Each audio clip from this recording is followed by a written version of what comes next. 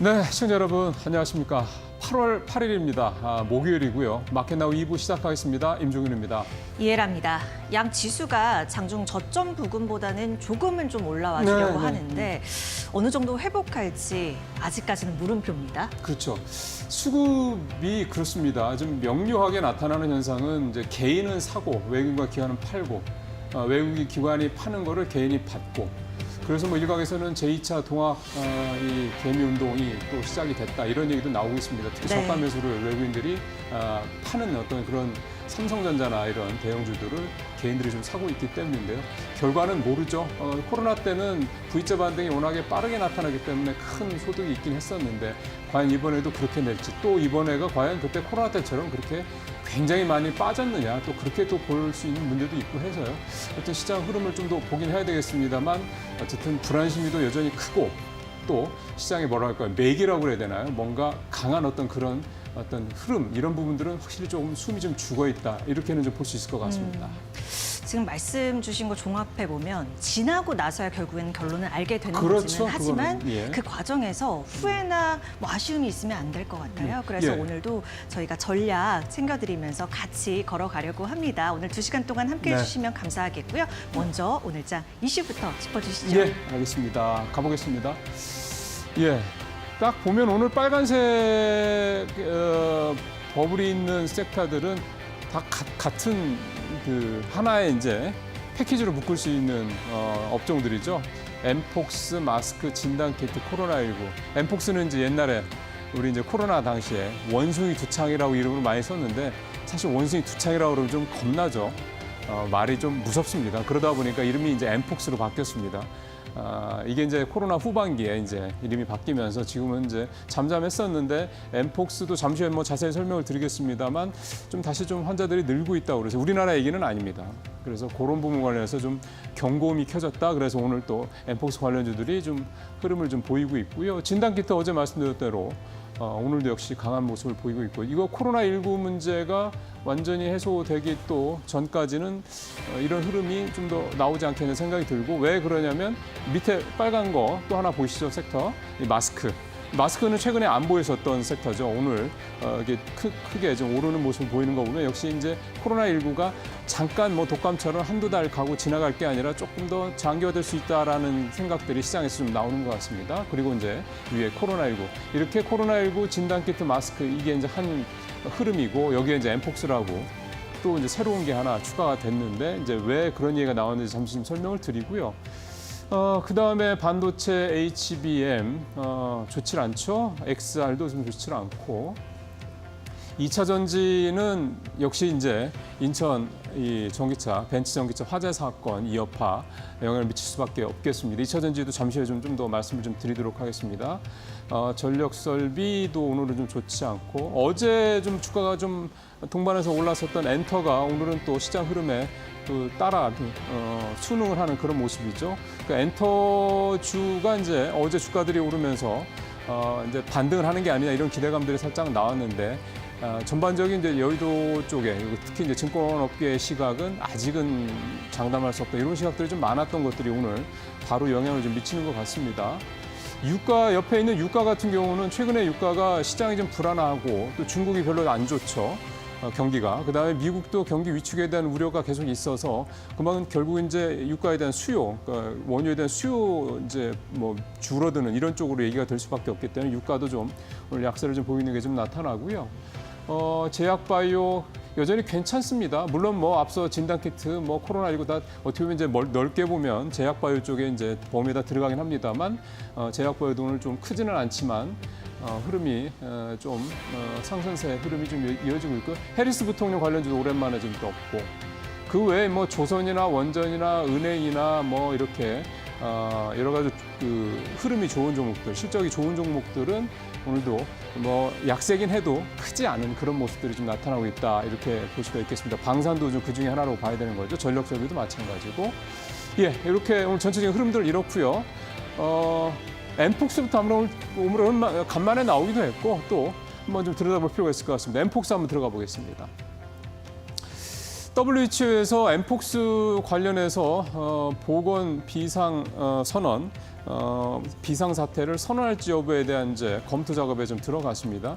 이 국제보건 비상사태, 이거 우리 코로나 때 기억하시는 분들 계실 겁니다. 그때 이게 WHO에서 이거를 선언하고 그 이후에 이제 여러 가지 조치들이 있었고 그랬는데, 엠폭스 같은 경우 특히 이제 WHO가 예민하게 바라보는 이유는 이게 지금 아프리카에서 굉장히 또 유행 중입니다. 잘 아시는 것처럼 아프리카 이 보건 수준이 굉장히 낮죠. 그러다 보니까 사실은 조금만 이렇게 뭔가 조치만 취해줘도 살아날 수 있는 그 생명들이 안타깝게 이렇게 잃는 경우가 좀 많아서 WHO에서 이제 지원을 본격적으로 하기 위한 그런 준비 작업에 좀 들어갔다, 이렇게 얘기가 나오고 있는데요. 작년 5월부터 엠폭스가 다시 좀 확산이 되기 시작을 해서 올해 아프리카에서만 11,000건 이상 감염 사례가 벌어졌고, 벌써 사망자가 근 500명 가까이 이를 정도로 또 사망자도 좀 계속 늘고 있다고 합니다. 그래서 이제 WHO에서 이제 국제보건 비상사태를 선포할지 여부를 좀 준비를 좀 하고 있는 그런 상황인데요. 2022년 10월에 비상사태 선언됐다가 그해 10개월 만인 지난해 5월 해제가 되긴 해서, 사실 우리나라에서는 이제 환자들이 나오질 않으니까 뭐 사그라졌지만, 사실 외부에서는 다른 나라, 특히 아프리카 같은 데서는 계속해서 이 엠폭스 환자들, 예전에 원숭이 두창이라고 불렸던 엠폭스 환자들이 지금 계속해서 나오고 있는 그런 상황입니다. 자, 엠폭스 관련주들이 뭔지 한번 옛날 생각 한번 해볼까요? 보시죠. 진매트릭스, 어제도 상한가였는데 오늘도 상한가. 진매트릭스는 이 진단 키트 관련주로 해서 상한가를 또 쳤었는데 또 여기에 또 해당이 또 되네요. 그다음에 녹십자 MS도 오늘 상한가 기록을 하고 있는 그런 모습이 보이고, 시젠도 역시 사실 다 연결됩니다. 코로나19, 뭐 진단 키트, 이제 엠폭스 관련도 다 연결된다고 보시면 되고, 수젠텍도 마찬가지고요. 시젠, 수젠텍 16%, 12% 이렇게. 그다음 미코바이오메드도 어제도 나왔었는데 역시 오늘도 두 자릿수의 상승률을 계속해서 보이고 있습니다. 자, 전체 화면으로 다시 가볼까요? 그러니까 지금 이 엠폭스 관련주들이나 뭐 진단 키트 관련주들이나 코로나19 관련주들, 이 세 섹터는 관련주들이 비슷하다라고 보시면 될 것 같고, 그러면 이제 오늘 또 새롭게 뜬 마스크주도 한번 들어가 보겠습니다. 마스크주는 조금 다르긴 하죠. 자, 마스크 얘기를 좀 기사 뭐 관련해서 좀 보겠습니다. 전체적으로 좀 코로나19 환자들이 늘고 있다. 7월 초에 비해서 7월 말에 코로나 감염자가 5배가 늘었다. 이런 말씀 이미 들었었고, 경기도 쪽 관련돼서 기사가 나온 얘기를 좀 잠깐 요약을 해드리면, 경기도도 빠르게 좀 환자가 좀 늘고 있는데요. 7월 달 초에 환자가 7월 초에 비해서 6월 말에 비해서 7월 말에, 그러니까 한 달 사이에 경기도에서만 코로나19 환자가 2배 이상이 좀 늘었습니다. 특히 이제 7월 뒤로 갈수록 환자들이 급격하게 늘고 있어서 경기도 도 차원에서 어떤 대책 마련에 좀 나서고 있다, 이런 얘기가 좀 나왔고요. 그러니까 뭐 경기도뿐만이겠습니까? 전체적으로 좀 이 코로나19 환자들이 계속해서 좀 크게 늘어나고 있는 추세다. 이렇게 좀 현재 상황을 좀 이해를 하시면 되겠고요. 마스크 관련주들 한번 보겠습니다. 예, 녹십자 MS 아까 이제 앞에도 있었는데 여기서도 이제 그리고 KM, 웰크론, 모나리자, 50, 참 오랜만에 마스크 관련주들 이름을, 종목 이름들을 다시 한번 볼 수가 있습니다. KM이 26%까지 해서 거의 상한가 근접하고 있고, 웰크론도 오랜만에 이름을 올리면서 17% 넘게 오르고 있고, 모나리자, 50 이런 회사들도 오르고 있습니다. 사실은 마스크 회사들은 코로나19 발생하고 나서 급작스럽게 엄청나게 늘었고, 그때 굉장히 매출도 많이 늘어나고 뭐 수익도 엄청나게 내고 뭐 그랬다가 이제 코로나19가 점점점 이제 기세가 줄면서 도산한 회사들도 굉장히 많고요. 뒤따라갔다가 이제 손해 많이 봤던, 투자를 해놨는데 갑자기 마스크 수요가 확 줄어드니까 손실이 났던 그런 회사들도 많이 있었다. 이게 사실 불과 한 2년 전, 얼마 안 됐습니다. 사실은 우리가 엔데믹 선언한 게 이제 2년 정도밖에 안 됐기 때문에. 근데 지금 이번에 코로나19 상황은 뭐 예전에 우리 코로나19 그 2020년 그 당시 2021년 그 당시 상황을 비교할 수준은 물론 안 되고요. 그래서 진단키트 같은 경우도 뭐 여의도에서 분석하는 내용들은 그때랑 이 진단키트 가격이 너무 차이가 많이 나는데 그때만큼 매출이나 이런 부분들이 실질적으로 나오기는 어려울 것 같다. 그렇게들 얘기를 하고 있긴 합니다만, 시장에서 사실은 지금 투자할 만한 데가 마땅치 않은 상황이다 보니 아무래도 이런 어떤 돌발 악재가, 돌발 어떤 재료가 나온 주들의 이런 테마 형태로 또 투자들이 좀 몰리고 있는 것 같긴 합니다. 비투만 안 하시면 좋겠다는 생각 듭니다. 신용이나 이렇게 해서 비투만 안 하시고 그냥 내 돈 가지고 하시면 사실은 좀 흔들려도 마음이 덜 불안하실 텐데 이게 비투가 되면은 나중에 이게 손실이 훨씬 더 커질 수가 있기 때문에 그런 부분들만 조금 신경 쓰신다면 그래도 좀 발빠르게 대응하시는데 그래도 좀 심적인 불안감은 덜 하시지 않겠냐. 오늘 이런 말씀 드리면서 이슈 브리핑 마치도록 하겠습니다. 잠시 후에 이데올리온 파트너와 함께 종목 얘기 좀 더 자세히 들어보시도록 하겠습니다.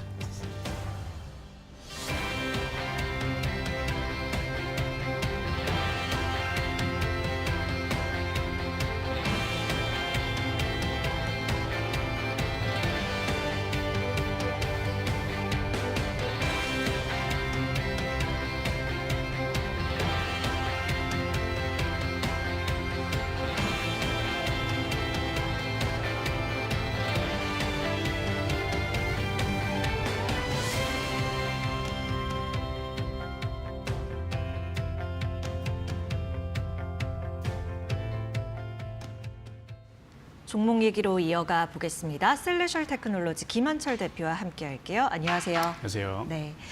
현재 코스피는 1.2% 하락하면서 2,537선 지나고 있고 코스닥은 1.08% 하락 740선 지나고 있습니다. 장중 저점보다는 조금 올라왔는데 일단 우리 시장 어떻게 진단하고 있고 어떻게 대응해 보면 좋을지 간략하게 말씀을 좀 부탁드릴게요.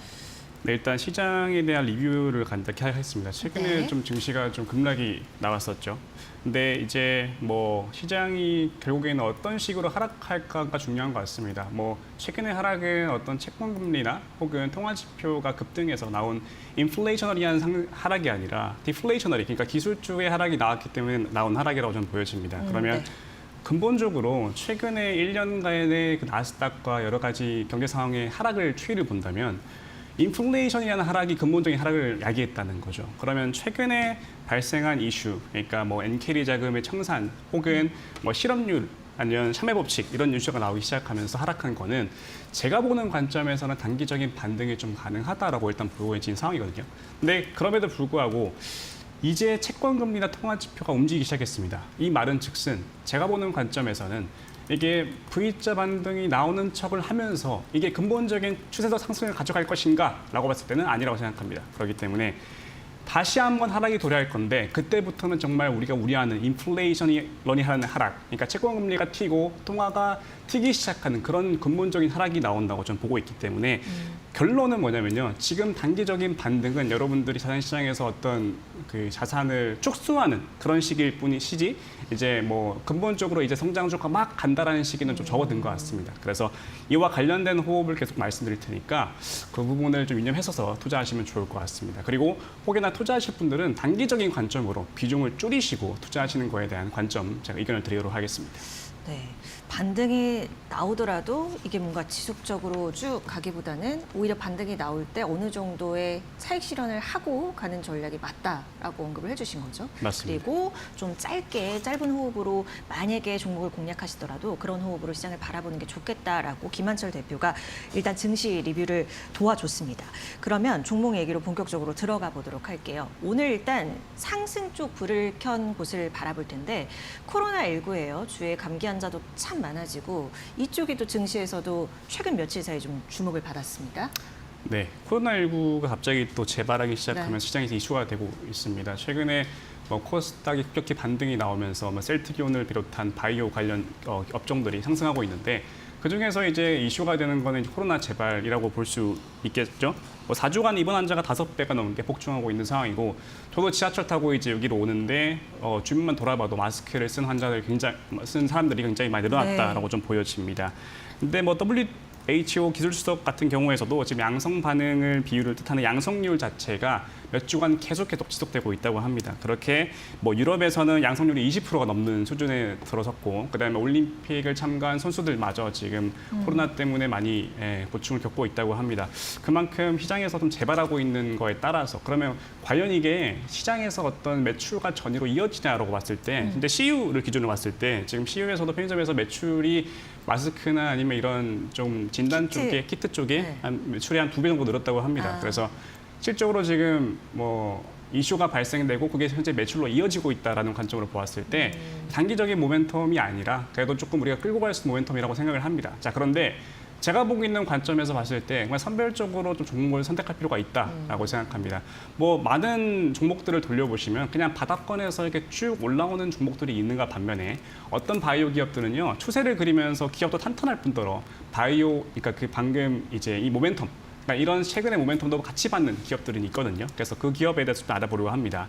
첫 번째 기업은 이제 유바이오로직스라는 종목인데요. 네. 차트를 보면서 좀 설명을 드리도록 하겠습니다. 네. 다른 그 바이오 업종, 그러니까 코로나 관련 테마에 비해서 이 기업 자체는요, 일단은 추세적인 상승을 계속해서 그리고 있다는 게 좀 핵심 포인트라고 볼 수 있을 것 같고요.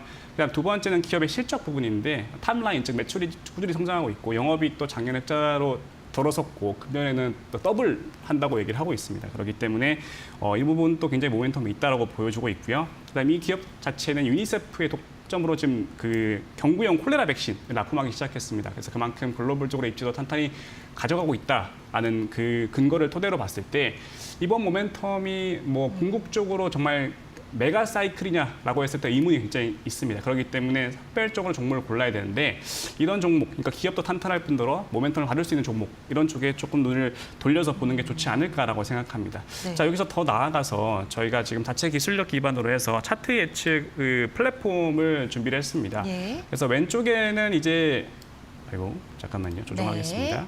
지금 유바이오로직스 이제 AI로 네. 또 차트 설명을 해주시니까 그거 준비해 주신 것 같아요. 네, 이제 왼쪽에는 유바이오로직스의 차트고요. 이게 네. AI가 패턴 인식을 한 거고 검출된 패턴도 오른쪽으로 검출됐습니다.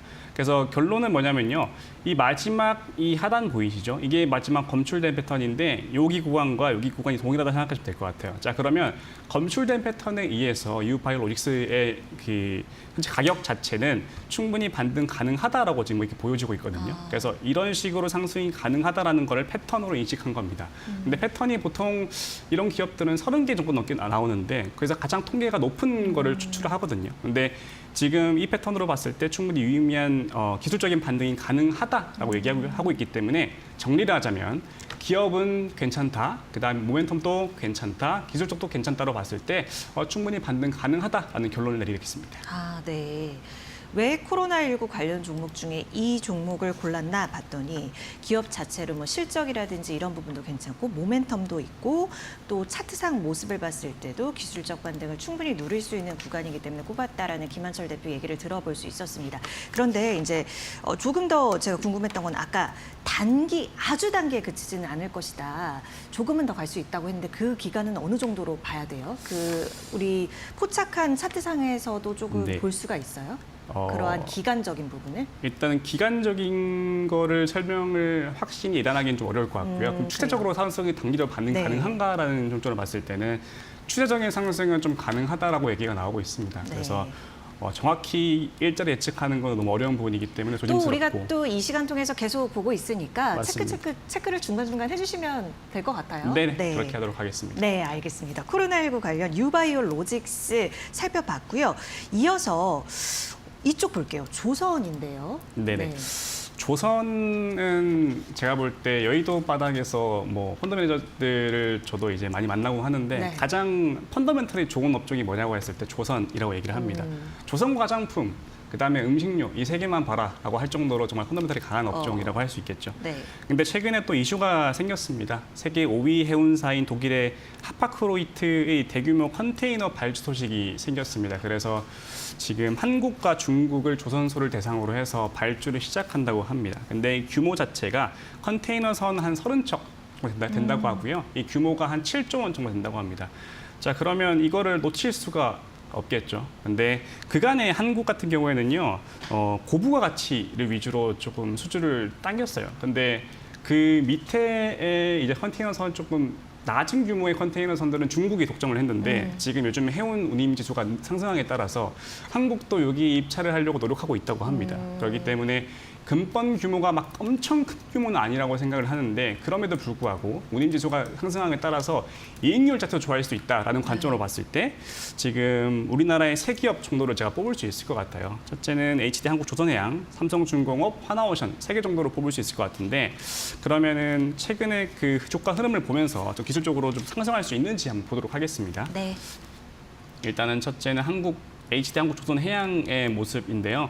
최근에 이제 증시가 급락이 나오면서 이제 이런 좋은 기업이 급락하면 너무 좋은 기회다라고 얘기를 정말 많이 들었습니다. 네, 그래서 지금 충분히 주가는 완전 fully 회복하고 있는 상태고 네.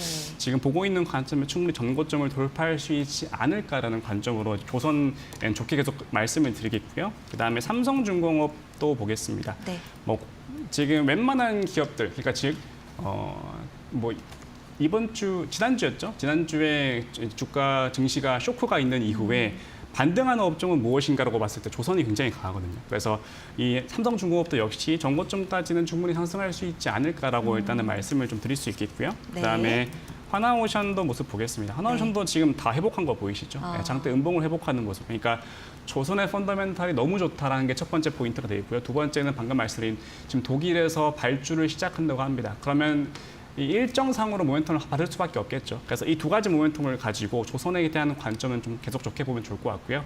다만 아까 말씀드렸다시피 지금 올라오면 올라올수록 지금은 증시의 트레이딩 관점입니다. 그래서 이거를 지속적으로 가져갈 거냐에 대한 관점은 저는 회의적이라 생각하고 다만 그중에서도 어떤 종목이 업종이 좋은가라고 봤을 때 조선업종에 대해서 말씀을 드리도록 하겠습니다. 네, 조선 업종도 살펴봤습니다. 일단 펀더멘털 측면에서는 굉장히 우수한 모습을 보이고 있다고 진단을 했고 또 수주나 발주 이런 측면에서도 좋은 이슈를 갖고 있는데 아주 이렇게 길게 끌고 갈지에 대해서는 조금 더 지켜보는 이모님. 관점으로 바라보는 것이 좋겠다 이렇게 언급을 했습니다. 그리고 우리가 그 펀더멘털 아까 얘기하시면서 조선과 화장품, 음식료라고 했는데요. 음식료, 김한철 대표랑 우리가 얘기한 적이 있던가요? 맞습니다. 음식료 업종은 솔직히 빼놓을 수가 없는 업종 중에 하나거든요. 네. 펀더멘탈이 너무 좋아지는 업종이고 계속 상승세를 가고 있는 업종이기 때문에 놓치면 안 된다고 생각합니다. 그래서 오늘은 이제 K푸드에 대해서 좀 얘기를 좀 해볼 건데 여러분 다 아실 것 같아요. 네, 수출 실적이 너무 좋다는 게 핵심 포인트고 그 중에는 이제 라면이 있었죠. 라면이 판매량이 급증하기 시작하면서 K푸드 수출 실적의 견인을 크게 했습니다. 그래서 7월 한 달 기준으로 역대 최고의 매출액을 기록했답니다. 네, 그만큼 진짜 어마어마한 수치이고요. 이게 역대 최고라고 해서 끝나는 게 아니라 그냥 계속 꾸준한 우상향을 하고 있고 이게 핵심 포인트인데 근데 라면뿐만 아니라 뭐 냉동식품이나 이런 여러 가지 기타 제품들까지 매출이 확장되고 있다고 얘기를 하고 있고 특히 뭐 햇반 같은 것도 지금 크게 성장하고 있답니다. 네. 그러니까 쌀 가공식품 같은 경우에는 연매출이 성장률이 45%가 넘었다고 얘기를 하고 있네요. 그래서 뭐 그다음에 추가적으로도 지역별로 좀 구분하자면요. 지금 미국 시장에서는 YOY 대비해서 23%가 성장을 했고 그다음에 특히 유럽 시장에서도 33%가增장을 했습니다. 최근에 이제 파리 올림픽이 열리고 있는데 그 전에도 마케팅을 정말 열심히 했다고 해요. 그래서 그에 따른 수혜도 최근에 좀 받을 수 있을 것 같고 그다음에 미국과 유럽을 포함해서 그다음에 아세안 지역에서도 지금 성장세가 두드러지고 있다는 점을 네. 고려했을 때 이게 정말 펀더멘탈적인 메가 사이클이 아닌가라고 할 수 있을 것 같습니다. 자, 그래서 그러면 관련 업종을 좀 보면서 종목 보면서 말씀을 드리도록 할게요. 네, 차트적인 처음 측면을 좀 볼 보도록 하겠습니다. 종목은 뭔가요? 삼양식품입니다. 네. 이것도 마찬가지입니다. 여러분 그간에 뭐 많이 올랐었죠. 너무 많이 올랐고 근데 최근에 하락에도 불구하고 지금 다 회복하는 모습을 보이고 있습니다. 역시 펀더멘탈 강한 업종의 공통점이 보이시죠. 하락을 충분히 다 상쇄하면서 만회하는 추가 상승을 하는 모습이 보이고 있다. 뭐 이것도 뭐 펀더멘탈적으로 굉장히 좋은 종목이기 때문에 그나마 다른 업종에 비해서는 트레이딩하는 관점은 좋지 않을까라는 의견을 좀 드릴 수 있겠고요.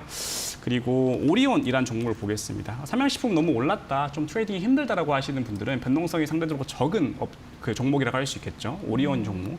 마찬가지입니다. 음봉을 하락했는데 충분히 상승세를 지금 초과 수익 상승하고 있는 상태고 여기서 추세적인 상승을 가져간다? 뭐 단기적으로 상승할 수 있다? 이렇게 보여지기 때문에 지금 삼양식품의 변동성이 큰 종목보다 이렇게 변동성이 낮은 종목들을 위주로 접근하는 게 바람직하다고 생각합니다.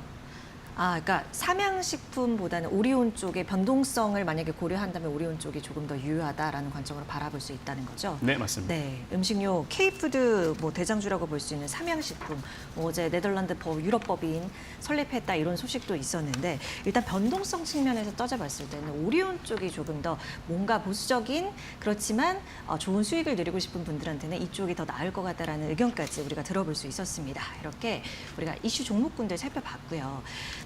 지난 김한철 대표가 제시했던 기업들이 참 많은데 그 가운데서 우리가 이 시점에 다시 한번 들여다봐도 좋을 기업 얘기를 좀 해보도록 하겠습니다. 어떤 쪽일까요?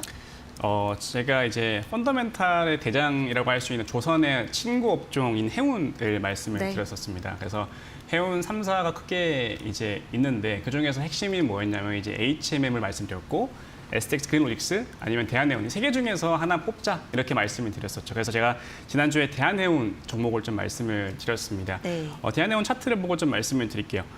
일단은 뭐 계속해서 그 같은 자리에 있습니다. 크게 변하지 않는 자리에 있는 상태이고요. 그리고 차트를 보고 네. 모습이고요. 근데 여전히 상승세는 좀 가능할 것 같다. 단기적인 모멘텀으로 봤을 때. 그래서 크게 무리 없는 자리라고 생각하시면 될 것 같고요. 근데 그 외적으로 해운 관련주 흐름이 지금 굉장히 너무 좋죠. 특히 STX 그린로직스 이런 애들은 이제 바닥에서부터 한 40% 상승하기 시작하면서 힘들 때도 견조했네요. 힘들 때도 견조한 모습을 보이고 있습니다. 그래서 해운 관련주 업종은 이 펀더멘탈의 문제는 저는 아니라고 생각하고 모멘텀적으로 좀 봐야 될 것 같은데 모멘텀적으로 좀 해운 관련주는 괜찮지 않을까 하는 의견을 일단 종목 브리핑을 좀 마치도록 하겠습니다. 모멘텀적으로 괜찮다. 근데 해상무님 좋다. 이 얘기는 사실 굉장히 거의 중기적으로 많이 들었던 얘기인 것 같은데 그 외에 덧붙일 만한 모멘텀이 있을까요? 아니면 아까 설명해 주신 부분 플러스? 그렇게? 해상운임을 올릴 수 있는 부분은 크게 지정학적 리스크라고 볼 수 있겠죠. 네, 지정학적 리스크가 근데 쉽게 풀리지 않고 더 네. 악화되고 있기 때문에 그에 대한 모멘텀을 계속 야기할 수 있다고 저는 생각을 하고 있기 때문에 네. 모멘텀은 가져갈 수 있지 않을까라는 생각입니다. 아주 명쾌한 답변이었습니다. 네, 그러면 오늘 또 새롭게 좀 들여다볼 만한 것을 살펴보도록 하겠습니다. 기대돼요. 어떤 걸까요? 일단 종목 얘기는 일단은 차치하는 게 좀 좋을 것 같고요. 네, 일단은 저희가 매크로적인 관점을 제가 가지고 있는 뷰를 토대로 오늘 종목을 가져왔는데 네. 바로 바로 유가입니다. WTI 기준이고요. 일단은 왜 제가 유가를 말씀을 드리는지에 대해서 매크로적인 저에 대한 견해를 일단 말씀을 네. 드리고 진행하도록 하겠습니다. 여러분 최근 차트를 보시면요. 유가의 흐름을 보실 수 있는데 유가의 흐름을 보면요. 14,500원 이 라인을 뭐 최근에 지정학적 리스크가 있음에도 불구하고 오르지 않고 대려 하락했습니다. 그에 대한 이유는 경제 지표가 둔화되는 경제 지표가 계속 나왔기 때문에 발생했던 요인이라 생각하는데 이거는 결국 유가를 지속적으로 하락을 못한다고 저는 생각합니다. 그러면 앞으로 어떤 모멘텀이 유가의 상승을 만들 수 있을까라는 관점으로 보면 좋을 것 같은데 그걸 얘기하기 위해서 일단은 네. 제가 제가 보는 매크로적인 관점에 대해 설명을 좀 드릴게요. 일단 저는 매크로적인 뷰에서 인플레이션으로 예상보다 높은 수준으로 미국 금리가 유지될 것이다 하는 higher for longer를 저는 생각을 하고 있습니다. 근데 higher for longer에 대한 현상은 어떤 현상이냐면요. 예. 보통 금리가 높게 유지가 됩니다. 그러면 금리가 부담이 되겠죠. 그러면 성장이 둔화되고 결국에는 달러 약세를 가져옵니다. 그런데 중요한 거는요. 미국 금리는 미국뿐만 아니라 전 세계적인 영향을 미치게 네. 되죠. 근데 웃긴 게 이번 미국 경제는 고금리가 되게 장기화가 됐었잖아요. 그러면서 어찌 보면은 다른 나라에 비해서 체력을 충분히 가지고 있다고 생각해요. 그런데 고금리를 계속해서 유지하면 다른 나라는 어떻게 될까요? 미국보다 견딜 힘이 없기 때문에 더 악화됩니다. 그 뜻은 그 달러 인덱스, 즉 달러 지수가 상대적으로 오를 수 있다는 의미를 해요. 원래 그러니까 미국 얘가 금리를 계속 상승 유지하고 있으면 경제 둔화가 와서 달러 인덱스 지수가 하락하는 게 맞는데 역설적으로 다른 나라가 상대적으로 체력이 없다 보니까 달러가 상대적으로 높아지는 현상이 나타나게 되는 거죠. 네. 근데 제가 달러를 왜 말씀을 드리냐면 최근 유가의 3년 흐름과 달러 인덱스의 흐름이 상관계수가 1에 가깝습니다. 그 뜻은 같이 움직인다는 의미를 가지고 있거든요. 네. 그 뜻은 뭐냐면 제가 보고 있는 higher for longer, 그러니까 금리가 높게 유지가 될 것이다라는 관점을 기반으로 달러 인덱스는 올라갈 것이고 그에 따라서 기술적으로 봤을 때 3년간의 달러 인덱스와 WTI 유가는 같은 흐름을 가져가고 있기 때문에 유가도 같이 오를 수 있을 것이다라는 게 제 첫 번째 유가 상승의 근본적인 이유라 생각하면 될 것 같고요. 예. 그다음 그 외적으로 대한 요인을 살펴보도록 하겠습니다. 그거는 이제 두 가지가 있습니다. 근데 첫째는 지정학적 리스크입니다. 이란과 이스라엘 충돌을 빼놓을 수가 없습니다. 그런데 이란과 이스라엘 충돌이 왜 유가의 상승을 야기하냐면요. 이 이란과 이스라엘 충돌에는 두 가지 키워드를 가지고 있어요. 첫째, 유가와 그다음 물동량입니다. 그러니까 이란 바로 아래는 그 호르무즈 해협이 있습니다. 근데 이란과 이스라엘 전쟁이 계속 격화되고 있고 지금 바이든마저 이스라엘의 편을 들어주고 있기 때문에 이란이 이스라엘에 대한 그 행동 자체가 굉장히 좀 심해지고 있고 단순히 그치지 않을 거라는 저는 생각을 가지고 있거든요. 자, 이러면 지정학적 리스크로 인해서 결국에는 유가를 상승을 만들 수 있는 모멘텀이 나올 것 같다라는 게 3분기로 보고 있는 제 입장이고요. 두 번째로는 이제 3분기 글로벌 원유 재고를 감소를 한다는 전망이 있습니다. 특히 오펙이 3분기까지 원유에 감산을 하겠다고 지금 이미 밝힌 상황이고요. 두 번째는 미국이 원유 생산 전망을 낮춘 상황입니다. 그러면 크게 말씀드리면 첫째, 지정학적 리스크, 둘째는 그 공급적인 측면에서 추가적인 공급을 하지 않겠다. 수요는 많은데 공급이 없는 거죠. 그러니까 유가를 튈 수밖에 없는 요인이 발생하지 않을까라는 게 제가 보고 있는 두 번째 이제 메인 현상이라 생각하시면 될 것 같습니다. 자, 그럼 결론을 좀 말씀을 드리겠습니다. 저는 유가를 상승을 보고 있습니다. 그에 대한 근본적인 이유는 첫째, higher for longer, 그러니까 매크로적인 뷰, 제가 가지고 있는 뷰, 그 뜻은 결국 달러 인덱스가 유가 상승을 만들 것이다라는 게 첫 번째 이유고요. 두 번째 이유는 이제 이스라엘과 이란의 충돌, 그 중에서 호르무즈 해협을 가지고 있는 이란의 리스크가 굉장히 크다라는 게 두 번째 포인트. 그다음 세 번째 포인트는 3분기 글로벌 원유 재고가 감소될 것이다 라는 세 가지를 토대로 저는 지금 WTI에 대한 관점을 롱, 그러니까 상승으로 바라보도록 하겠습니다. 아, 네. 그래서 오늘 좀 바라볼 게 뭐 ETF, 맞습니다. WTI 원유 선물 이쪽을 얘기를 해주신 거예요. 그러니까 일단 달러 인덱스 얘기를 하셔서 제가 지금 차트 보고 왔더니 정말 연동성이 높네요. 그런 흐름으로 봤을 때 이 유가 측면에 있어서도 조금 더 이 같은 흐름을, 그러니까 올라갈 수 있는 우상향하는 모습을 보일 가능성이 크다라는 측면, 그리고 두 번째는 공급 측면이었는데 중동 리스크 아시다시피 지금 지속하고 있고 또 오펙에서 원유 감산 그리고 미국에서 원유 생산 줄인다, 이러한 수급적인 면을 봤을 때에도 상승할 수 있는 가능성이 높기 때문에 그러한 측면에서 공략을 해보는 것이 좋겠다라고 제시를 했습니다. 오늘 긴 얘기 잘 들어봤고요. 다음 주에 또 어떤 흐름을 또 보이고 올지 이 종목들 같이 리뷰해보면서 다시 뵙는 시간 갖도록 하겠습니다. 오늘 김한철 대표와 함께했습니다. 고맙습니다. 감사합니다.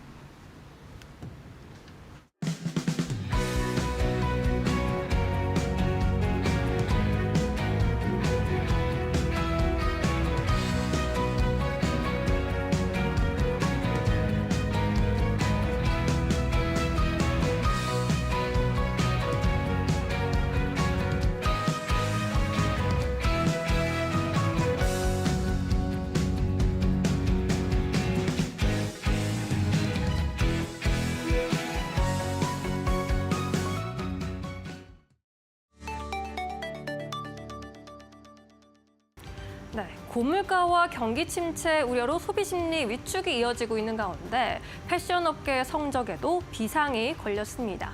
업계 경쟁도 심화하고 있는 상황이어서 반등을 위한 활로 마련이 시급하다는 건데요. 통상적으로 2분기에는 겨울보다 좀 낮은 가격의 여름 의류를 팔기 때문에 2분기 매출을 끌어올리기가 쉽지는 않습니다. 하지만 3분기가 된 지금까지도 소비 심리가 위축이 이어지고 있다는 것이 문제라는 것이 업계의 분석입니다. 이렇게 패션 업계가 고전을 면치 못하고 있는 가운데 가성비가 뛰어난 스파 제품들은 오히려 성장세를 보이고 있어서 주목해 볼 만한데요. 유니클로와 탑10 같은 경우 업계에서는 올해 연매출 1조 원을 무난하게 돌파할 것이다라는 의견이 힘을 받고 있는 상황입니다. 주요 패션 대기업들의 실적을 보면 올해 2분기 실적이 일제히 하락 곡선을 그리고 있는 상황입니다. 삼성물산 패션 같은 경우에 매출이 5,130억 원을 기록해서 2.1% 전년 동기 대비 감소했고요. 영업이익도 전년 동기 대비 8.8% 줄었습니다. F&F의 경우에도 매출과 영업이익이 각각 3,915억 원, 918억 원으로 3.5%와 16.6%의 감소세를 기록했습니다. 이렇게 주요 패션 대기업이 부진했던 가운데 그래도 한섬은 수익성 방어에 성공할 것이다라는 의견들이 있었는데 이마저도 좀 무너진 상황입니다. 한섬의 실적이 공개가 됐는데요. 다음 장에서 확인해 보겠습니다. 네, 한섬도 소비 경기 부진을 피할 수 없었나 봅니다. 매출의 역성장세가 지속됐습니다. 매출액 3,417억 원으로 전년 동기 대비 1% 감소했습니다. 영업이익이 41억 원 기록하면서 30%의 감소세를 보였습니다. 지속적인 고물가 상황 속에서 소비가 둔화했고 여성 캐릭터, 남성 의류 등 주력 브랜드의 매출이 부진했던 것으로 보입니다. 이에 따라 대신증권에서는 목표 주가를 27,000원에서 24,000원으로 11%나 하향 조정했는데요. 4분기 이익 증가세를 전환하는 것을 확인 후에 주가도 회복하는 흐름을 전망한다고 내다봤습니다. 일단 3분기는 2분기와 비슷한 실적 흐름이 나타날 것이다라는 의견입니다. 이렇게 벽에 부딪힌 것 같은 의류 업계인데요. 앞으로의 어떤 활로를 찾아 나가서 극복을 할지 함께 관전 포인트로 삼아보시면 좋겠습니다. 마켓무버 전해드렸습니다.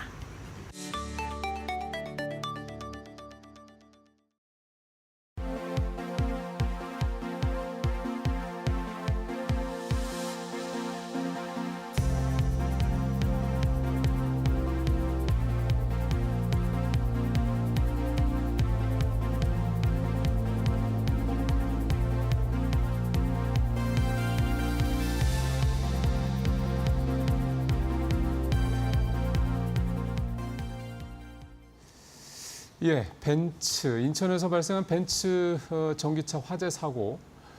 이게 좀 사실은 일파만파로 좀 파장이 커지고 있다. 이렇게 표현을 해드려도 크게 틀린 말은 쓰면 이제 아닌 것 같아요. 왜냐하면 사실 전기차가 이 캐즘 문제 때문에 계속해서 작년 하반기 이후에 좀 힘들죠. 그런데 최근에 조금 반등하는 느낌도 들고 뭐 그리고 또 머스크가 뭐 트럼프 지지하고 난 이후에 또 트럼프가 재선이 되면 뭐 머스크 때문에라도 테슬라가 좋아질 거다. 그러니 우리나라 2차 전지주도 좋아지지 않겠니? 뭐 등등등 하여간 다양한 얘기들이 나오면서 참 힘들다는 얘기죠. 결국 그렇게까지 갔다가 얘기를 붙인다는 얘기는. 그래도 조금 이제 그동안 많이 힘들었으니까 이제 조금씩 좋아지는 게 아니냐. 또 ESS가 또 새로운 어떤 성장 동력이 되는 게 아니냐 등등 해서 우리 2차 전지주도 관련주들, 소재주들까지 좀 분위기가 조금 나아지는 게 아니냐 생각이 듣던 차에 이 인천 전기차 화재 사고가 발생을 하면서 이게 또 스크래치가 좀 나는 게 아니냐 이런 걱정들을 많이 하시는 것 같습니다. 그렇다면 이번 사고의 원인을 조금 더 명확하게 우리가 들여다보고 이게 비단 중국산 배터리다라고 문제를 이렇게 한쪽으로 몰기에는 좀 아닌 것 같습니다. 왜냐하면 우리나라 전기차도 화재 사고가 있기 때문에요. 그래서 전체적으로 이 전기차 배터리 관련된 얘기들을 좀 면밀하게 살펴보는 시간. 그래서 여러분들께서 2차 전지 관련된 주 갖고 계신 분들이나 또 보시는 분들이 어떤 왜곡이 없이 좀 더 객관적으로 투명하게 이 사안을 좀 접근할 수 있도록 준비를 좀 해보겠습니다. 그래서 오늘 이데일리 편집국의 김경은 기자 모시고요. 이 배터리 얘기를 좀 자세히 좀 해보도록 하겠습니다. 어서 오십시오.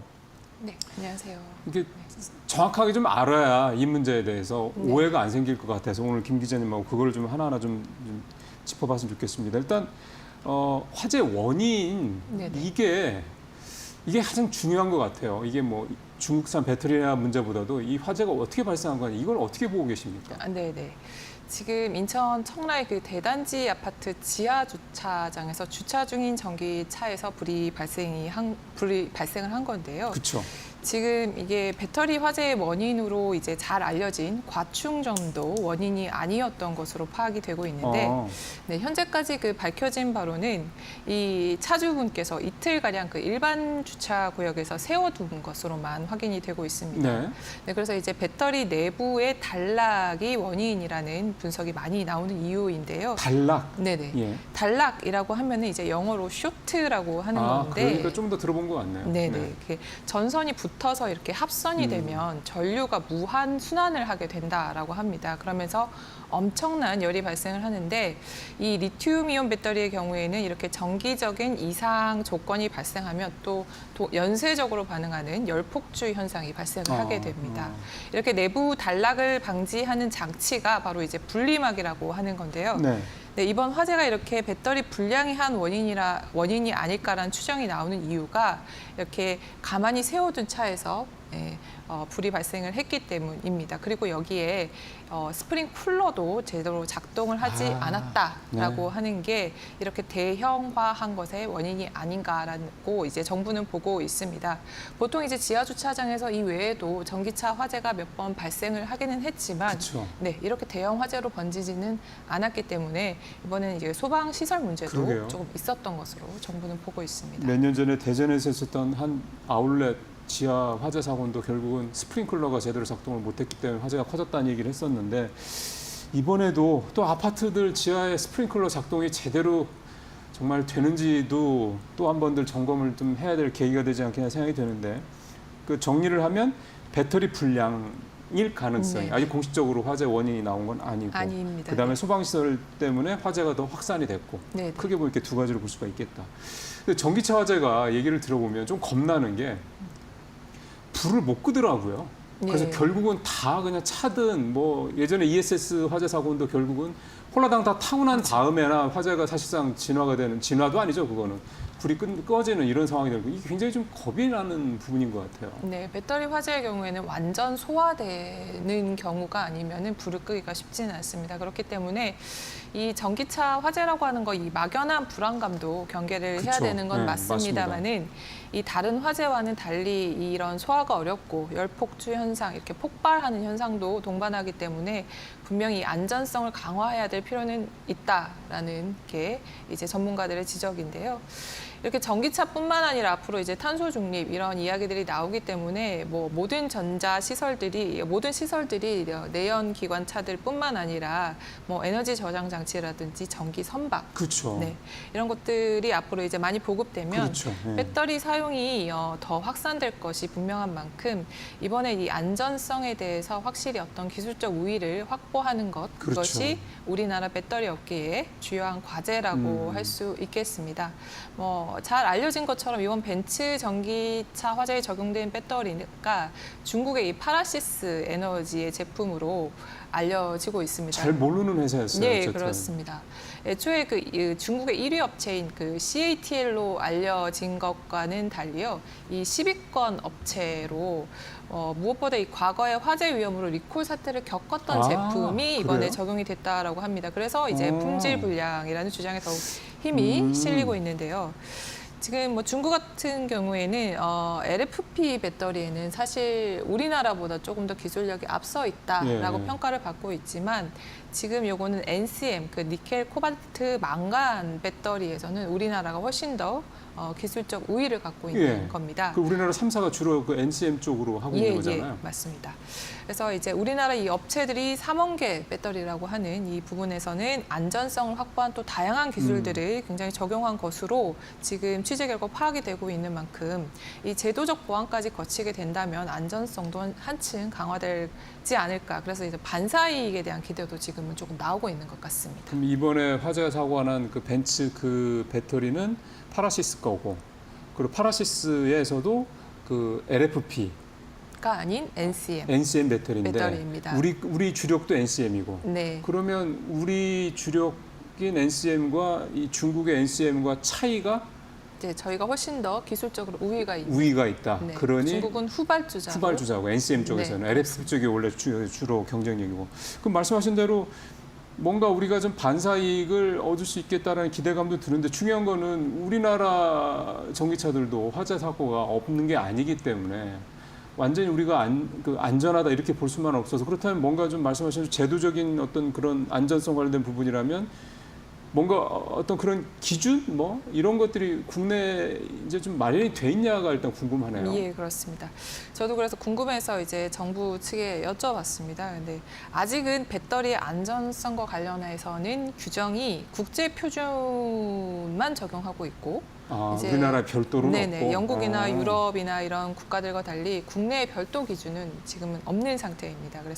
그리고 국제 표준도 굉장히 기본적인 수준에 불과하다고 합니다. 그래서 현재는 업계가 이제 자율적으로 네. 기술적 안전성의 문제를 해결해 나가고 있는 단계입니다. 그래요? 그러면 이제 이를테면 배터리 3사 같은 경우 각자 자기들만의 뭔가 어떤 그런 기준을 갖고 뭐 기술들을 갖고 하고 있다 이런 얘기가 되는 거네요. 예, 그렇습니다. 지금 뭐 각 사별로 제품도 다르겠지만 이 안전성에 대한 기술도 또 다 제각각입니다. 예를 들면 이제 LG 에너지 솔루션의 경우에는요, 이 분리막 코팅 기술을 적용을 했는데 2004년 세계 최초로 이 세라믹 코팅이 된 분리막을 개발해서 양산에 네. 성공을 했고요. 또 SK온은 이 분리막을 지그재그 형태로 쌓아 올리는 G폴딩 기법이라고 해서 네. 이 양극과 음극의 접촉을 가능성을 조금 촘촘히 차단한다. 그렇게 이해하시면 될 것 같습니다.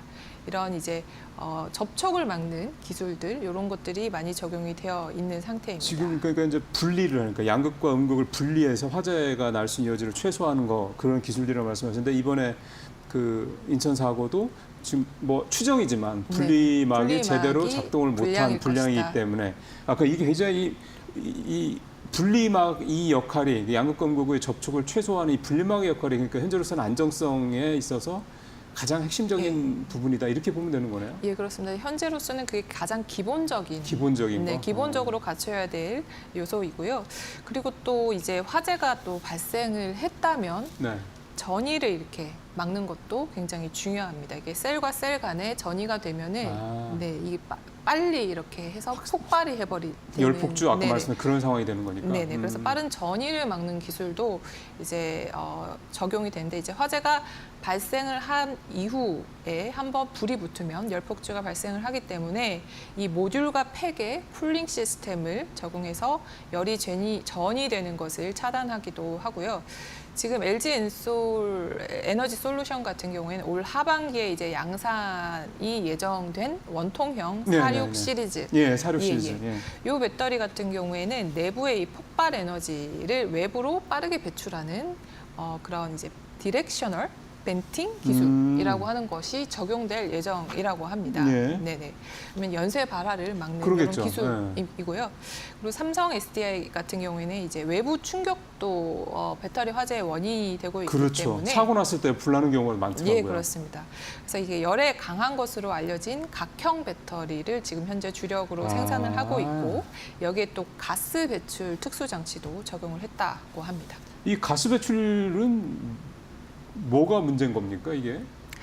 네, 그 지금 가스 감지를 통해서 이 가스가 조금씩 발생을 한다고 합니다. 그럴 때 가스 감지를 통해서 화재가 이렇게 화재가 발생할 수 있겠구나라고 하는 감지 시스템을 알아내는 것도 지금 굉장히 중요하다라고 하는 게 전문가들의 지적이거든요. 근데 이게 왜 중요한 거예요? 이제 가스가 이제 양극과 음극이 만났을 때 가스가 발생을 하는데 그 가스가 발생을 한다고 해서 다 화재가 발생하는 건 아니지만 어떤 가스인지 그리고 가스가 제대로 분출된다면 또 화재가 발생하지 않을 수도 있기 때문에 삼성 SDI 같은 경우에는 요 각형 배터리 위에 작은 구멍을 냈다고 해요. 그래서 평상시엔 닫혀 있다가 이상 상황이 발생하면 이렇게 가스가 감지될 수 있도록 장치도 개발을 했다라고 합니다. 그렇게 해서 이게 나중에 그러니까 결국은 그러니까 화재가 나면 가스가 발생을 하니 그런 것들을 네, 미리 우리가 알 감지를 수만 해서, 있다면 네, 그렇죠. 화재를 진화를 빨리 하거나 아니면 화재를 미리 예방할 수 있거나. 네. 약품을 투입할 수도 있거나. 그럼 그 배터리 내에서? 네네네. 이제 배터리 팩 내에서 약품을 이렇게 하는 경우도 있습니다. 그래서 그럼 말씀해 주시죠. ESS 같은 경우에는 이제 삼성 SDI는 전기차 같은 경우에 주로 셀만 공급을 하는데 ESS는 이제 전체 팩을 다 공급을 하지 않습니다. 지난번에 어디 정확하게 기억나는데 어디 수출을 한다고 했을 때 이렇게 네네 사진을 보면 약간 컨테이너 박스처럼 그렇더라고요. 생겼을 겁니다. 네. 그 안에 보면 그 화재를 진압할 수 있는 전이를 차단할 수 있는 약품이 들어가 있다고 해요. 그러면 자동적으로 이를테면 이제 이런 실내 화재가 나면 위에 스프링클러가 작동하는 그런 것처럼 이제 약품이 뿌려져서 화재가 셀과 셀 간에 전이되는 것을 막아서 조금 지연하는 그런 효과가 있는 그럼 겁니다. 진화도 빨리 하고 퍼지는 것도 좀 퍼지는 것을 제한하고 있는 거고 진화를 확실히 진화를 할 수 있다라고까지는 장담을 하지는 못하는 것 같지만 확실히 어떤 게 열폭주를 막을 수 있는 그런 장치들이 조금씩은 개발이 되고 있는 것 같고요. 지금 이렇게 국내 제조사들이 그렇게 안정성 강화를 위해서 굉장히 이렇게 다양한 노력을 기울이고 있지만 이 외부 충격에도 이제 배터리가 굉장히 약하지 않습니까? 맞습니다. 예, 성역이 없습니다. 이제 화재에는 성역이 없기 때문에 조금 더 이렇게 적극적으로 어떤 한층 더 강화된 기술을 도입해야 된다라는 지적들이 나오고 있는 이유가 이렇게 배터리에서 불이 나려고 할 때 전류를 이렇게 자동으로 차단을 한다던가 이렇게 아까 말씀드린 어떤 진화하는 약품을 뿌린다던가 그런 어떤 적극적인 장치를 조금 더 도입해야 된다라는 이야기도 지금 나오고 있는 그래서 지금 김 상황입니다. 기자가 이 안정성 문제 계속해서 강조하시는 이유도 결국 중국 배터리 우리 같은 지금은 중국 배터리를 따라가는 상황이니까 현재는 좀 네네. 밀리고 있으니까 그러면 뭔가 차별화할 수 있는 포인트가 이 배터리 안전성 문제 그렇습니다. 그거라고 보시는 거군요. 네. 그다음에 제가 또 듣기로는 지금 뭐 개발이 된 건 아닌데 상용화는 아직 안 됐지만 지금 글로벌 배터리 업체들이 뭐 다 달려들어서 좀 하려고 하는 게 그 차세대 배터리라고 하는 전고체 배터리 이 얘기를 하던데 이거는 그러면 화재 문제는 정말 좀 확실하게 걱정 안 할 정도로 안정성이 보장이 된다 이렇게 보면 되는 겁니까? 네, 지금 뭐 전고체 배터리를 꾸베 배터리 뭐 글쎄, 그렇게 얘기를 해서. 이렇게도 예, 부르고 있는데요. 이게 전고체 배터리는 이 양극과 음극 그러니까 리튬 이온이 양극에서 음극으로 네. 전이될 때 그게 액체가 아니라 고체 형태라고 해요. 그래서 전고체 배터리구나. 네네. 그래서 이제 화재가 조금 더 이제 위험이 낮다라고 이야기를 하는 건데요. 그런데 아직은 이게 성능 측면에 있어서는 조금 부족한 면이 있다라고 합니다. 확실히 액체에 비해서는. 그래서 지금 양산 목표가 이제 삼성 SDI가 2027년. 7년? 네, 네. 지금부터 한 3년 뒤. 남았네요. 네, 양산 목표를 하고 있고 지금 5개 고객사를 대상으로 납품을 샘플 공급을 했다라고 합니다. 근데 네, 상용화는 일종의 콜 아직 테스트를 하는 거군요. 그렇죠. 시험 테스트를 하고 네. 있는 거고요. 그리고 LG 에너지 솔루션 같은 경우에는 고분자계 그리고 황화물계 전고체 이 두 단계로 나눠서 종류가 다르네. 네, 단계별로 하고 있습니다. 지금 고분자계 같은 경우에는 2026년 먼저 상용화를 하고요. 그리고 얼마 안 남았네요. 예, 네, 예. 요건 얼마 남지 않았고 네. 실질적으로 이제 LG 에너지 솔루션이 주목하고 있는 부분은 2030년 목표로 하고 있는 황화물계입니다. 이 그게 황화물- 더 힘든가 보네요. 예, 그렇습니다. 이게 원료 확보가 용이하고 그리고 원료도 저렴하기 때문에 경제성이 있는데 좋은데. 예. 그렇습니다. 근데 이 성능을 끌어올리기에는 그만큼 기술 개발이 조금 더 필요하기 때문에 황화물계 이저 배터리 전고체 배터리라는 건. 예, 그렇습니다. 그래서 개발 과정이 조금 더 오래 걸린다고 하고요. 뭐 SK온도 2030년 목표로 하고 있고요. 그렇지만 이제 근본적으로 화재 발생을 차단하기는 어렵기 때문에 아직도 성능도 충분하지 않기 때문에 전고체 배터리는 조금 기다려 봐야 될 것 같고요. 그 이전에 저희가 안전성을 강화하는 대책들도 좀 마련할 필요는 있을 것 같습니다. 그러면은 말씀하신 대로 전기차 배터리라는 게 화재라는 거를 100% 이렇게 차단을 하는 거는 좀 어렵다 그렇습니다. 이렇게 봐야 되는 거고 네네. 그렇다면 지금은 화재가 날 수 있는 여지를 최소화하는 그러니까 불량을 최소화하는 건 당연한 거고 그다음에 그런 말씀하신 여러 가지 안전 장치를 달아서 설사 화재가 나더라도 보완할 수 있도록 피해를 최소화할 수 있는 뭐 그렇습니다. 등등등 이런 방법들을 좀 가는 거다. 그럼 결국은 이 안정성을 확보하는 것도 이제 결국 기술 싸움이네요. 뭐 전고체 배터리를 마치 경쟁하에서 지금 개발하려고 하는 거랑 마찬가지로 전기차 배터리의 안정성을 높이는 것도 결국은 배터리 업체들이 또 기술 경쟁을 해야 되는 그런 영역이 되는 예, 거군요. 그렇습니다. 네. 지금 뭐 말씀하신 대로 전고체 배터리라든지 화재 진화 장치라든지 이런 것들은 아직은 업계의 어떤 자발적인 안정성 기술 개발에 의존을 해야 됩니다. 그런데 전 세계적으로 이 배터리 안전성에 대해서는 우려가 굉장히 높아지고 있고요. 글쎄요. 네. 유럽에서는 안전 규제가 지금 도입이 되어 있고 꽤 까다로운 만큼 우리 업체들의 기술 개발 수준에 대한 기대감도 예. 이제 높아지고 있다고 볼 수 있겠습니다. 배터리 업계에도 실제 화재가 이렇게 발생을 할 때마다 이게 배터리가 원인인지 매우 예민하게 그렇죠. 예, 반응을 할 수밖에 예. 없고요. 예. 그리고 안전성에 대해서도 기업들도 굉장히 신경을 많이 쓰고 있습니다. 지금 뭐 2년 전에 저희가 이제 우리나라에서 발생한 ESS 맞아요. 네. 되게 그때 많이 논란을 많이 낳았었죠. 놀랐었죠. 예. 그래서 그 화재로 인해서 우리나라 ESS 산업 경쟁력이 굉장히 많이 중국의 후퇴해 있는 상태입니다. 그래서 그런 어떤 사태가 반복되지 않도록 오히려? 네, 긴장감이 지금 조금 감돌고 있다 이렇게 보시면 될 것 같습니다. 그러면 지금 김 기자 말씀대로 2년 전에 ESS 화재 때문에 우리 ESS 쪽 소위 말하는 이제 글로벌 판매 그런 부분에서 되게 손해를 본 거잖아요. 결국은 그렇습니다. 밀린 거니까 중국에. 그럼 거꾸로 얘기하면 이번에 전기차 배터리 관련 인천 사고를 본다면 이게 1억 원이 넘는 고가 전기차였고 그다음에 이제 중국산 배터리였고 그렇게 된다 그러면 이번에는 우리가 거꾸로 전기차 배터리 쪽에서 수혜를 입는 게 아닌가 그런 생각도 좀 해보게 되는데 근데 사실은 이제 소비자들 입장에서 조금 이제 궁금한 게 근데 저는 뭐 전기차를 이렇게 운행을 해보지 않아서 모르겠는데 내가 산 전기차가 어디 배터리를 쓰는지를 모른다면서요? 예, 그렇습니다. 이렇게 어떻게 보면은 1억 원이 넘는 고가의 차량이기 그러니까요. 때문에 당연히 이제 좋은 배터리가 탑재됐을 거라고 생각을 할 수밖에 없는 건데요. 이것 때문에 이제 이거 속은 것 같다라는 그런 느낌을 받는 분들도 많은 것 그렇죠. 같습니다. 예, 네, 1억 원이 넘는데. 예, 네. 그렇습니다. 그 중국산 NCM 배터리 같은 경우에는 우리나라 3사 제품 대비 가격 면에서 한 30% 정도 저렴하다고 하고요. 그럼 크네요. 크죠. 네, 예. 네.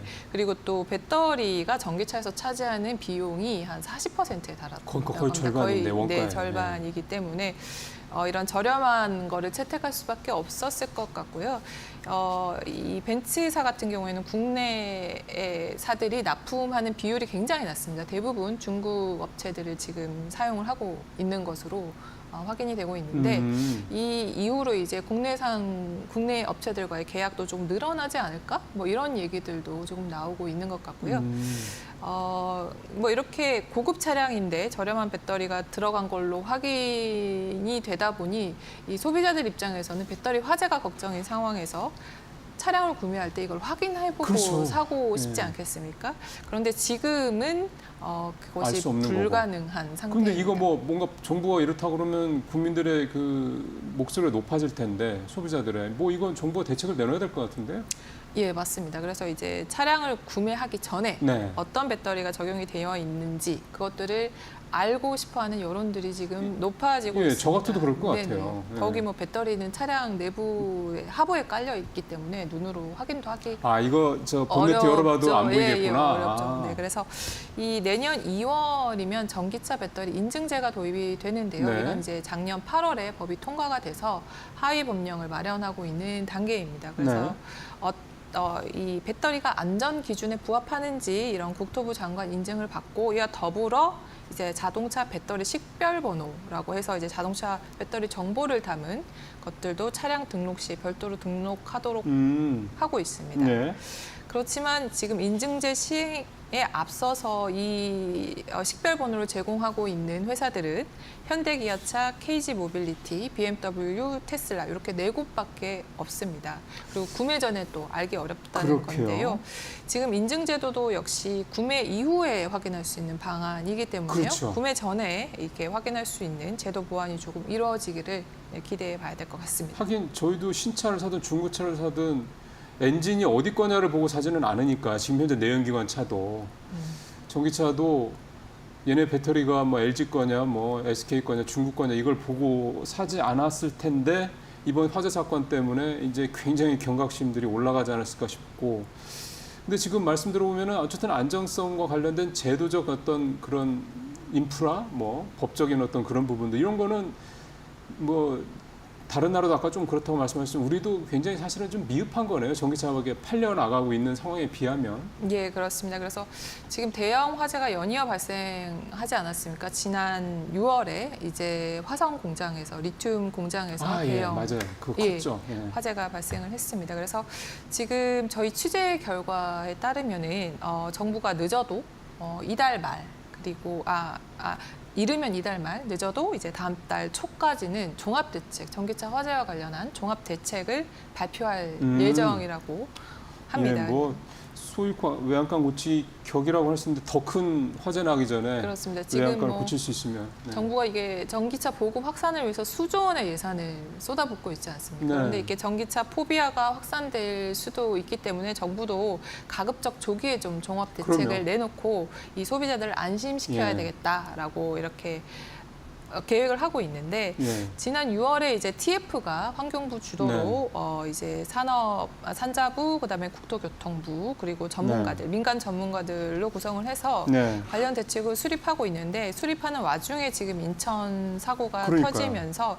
이 전지와 관련, 배터리와 관련한 대책도 별도로 수립해서 마련해서 내놓는다는 계획인데요.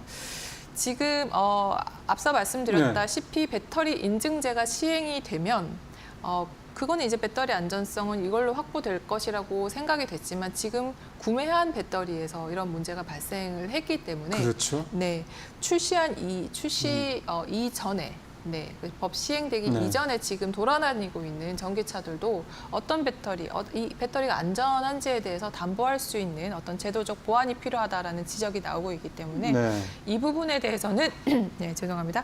그 정기 검사 제도 같은 것들을 통해서 배터리 안전성을 확인할 수 있는 점검 제도를 보완하는 등의 제도를 마련하겠다라고 하고 있고요. 네. 이 외에도 이제 안전성이 우수한 전기차 이런 것들에 대해서는 배터리 보조금을 더 주는 방안 등도 검토하고 있는 것으로 확인이 됩니다. 새로운 기술이 나와서 또 어떤 새로운 제품이 나와 시장에 이제 정착을 하고 소비자들이 이제 안전하게 쓰는 데까 사실은 좀 시간이 걸리는 건 어쩔 수 없습니다. 전기차도 사실은 환경 문제 때문에 이게 확산이 되고 있는 건 맞는데 오히려 이렇게 캐즘일 때 대중화 완전 되기 전에 이런 사건들이 자꾸 벌어져서 그거를 좀 개선만 할 수 있다 그러면 오히려 대중화도 더 빨리 당겨올 수 있지 않을까. 그런 오히려 역으로요. 그런 네. 생각도 좀 드네요. 근데 오늘 이들 편집국의 김경훈 기자와 함께 이 전기차 배터리 얘기를 좀 자세히 좀 나눠봤습니다. 여러분들 차 사시거나 아니면 투자 관련된 거 생각하실 때 좀 많은 도움이 되셨기를 좀 기대해 보겠습니다. 김 기자님 말씀 잘 들었습니다. 네, 감사합니다.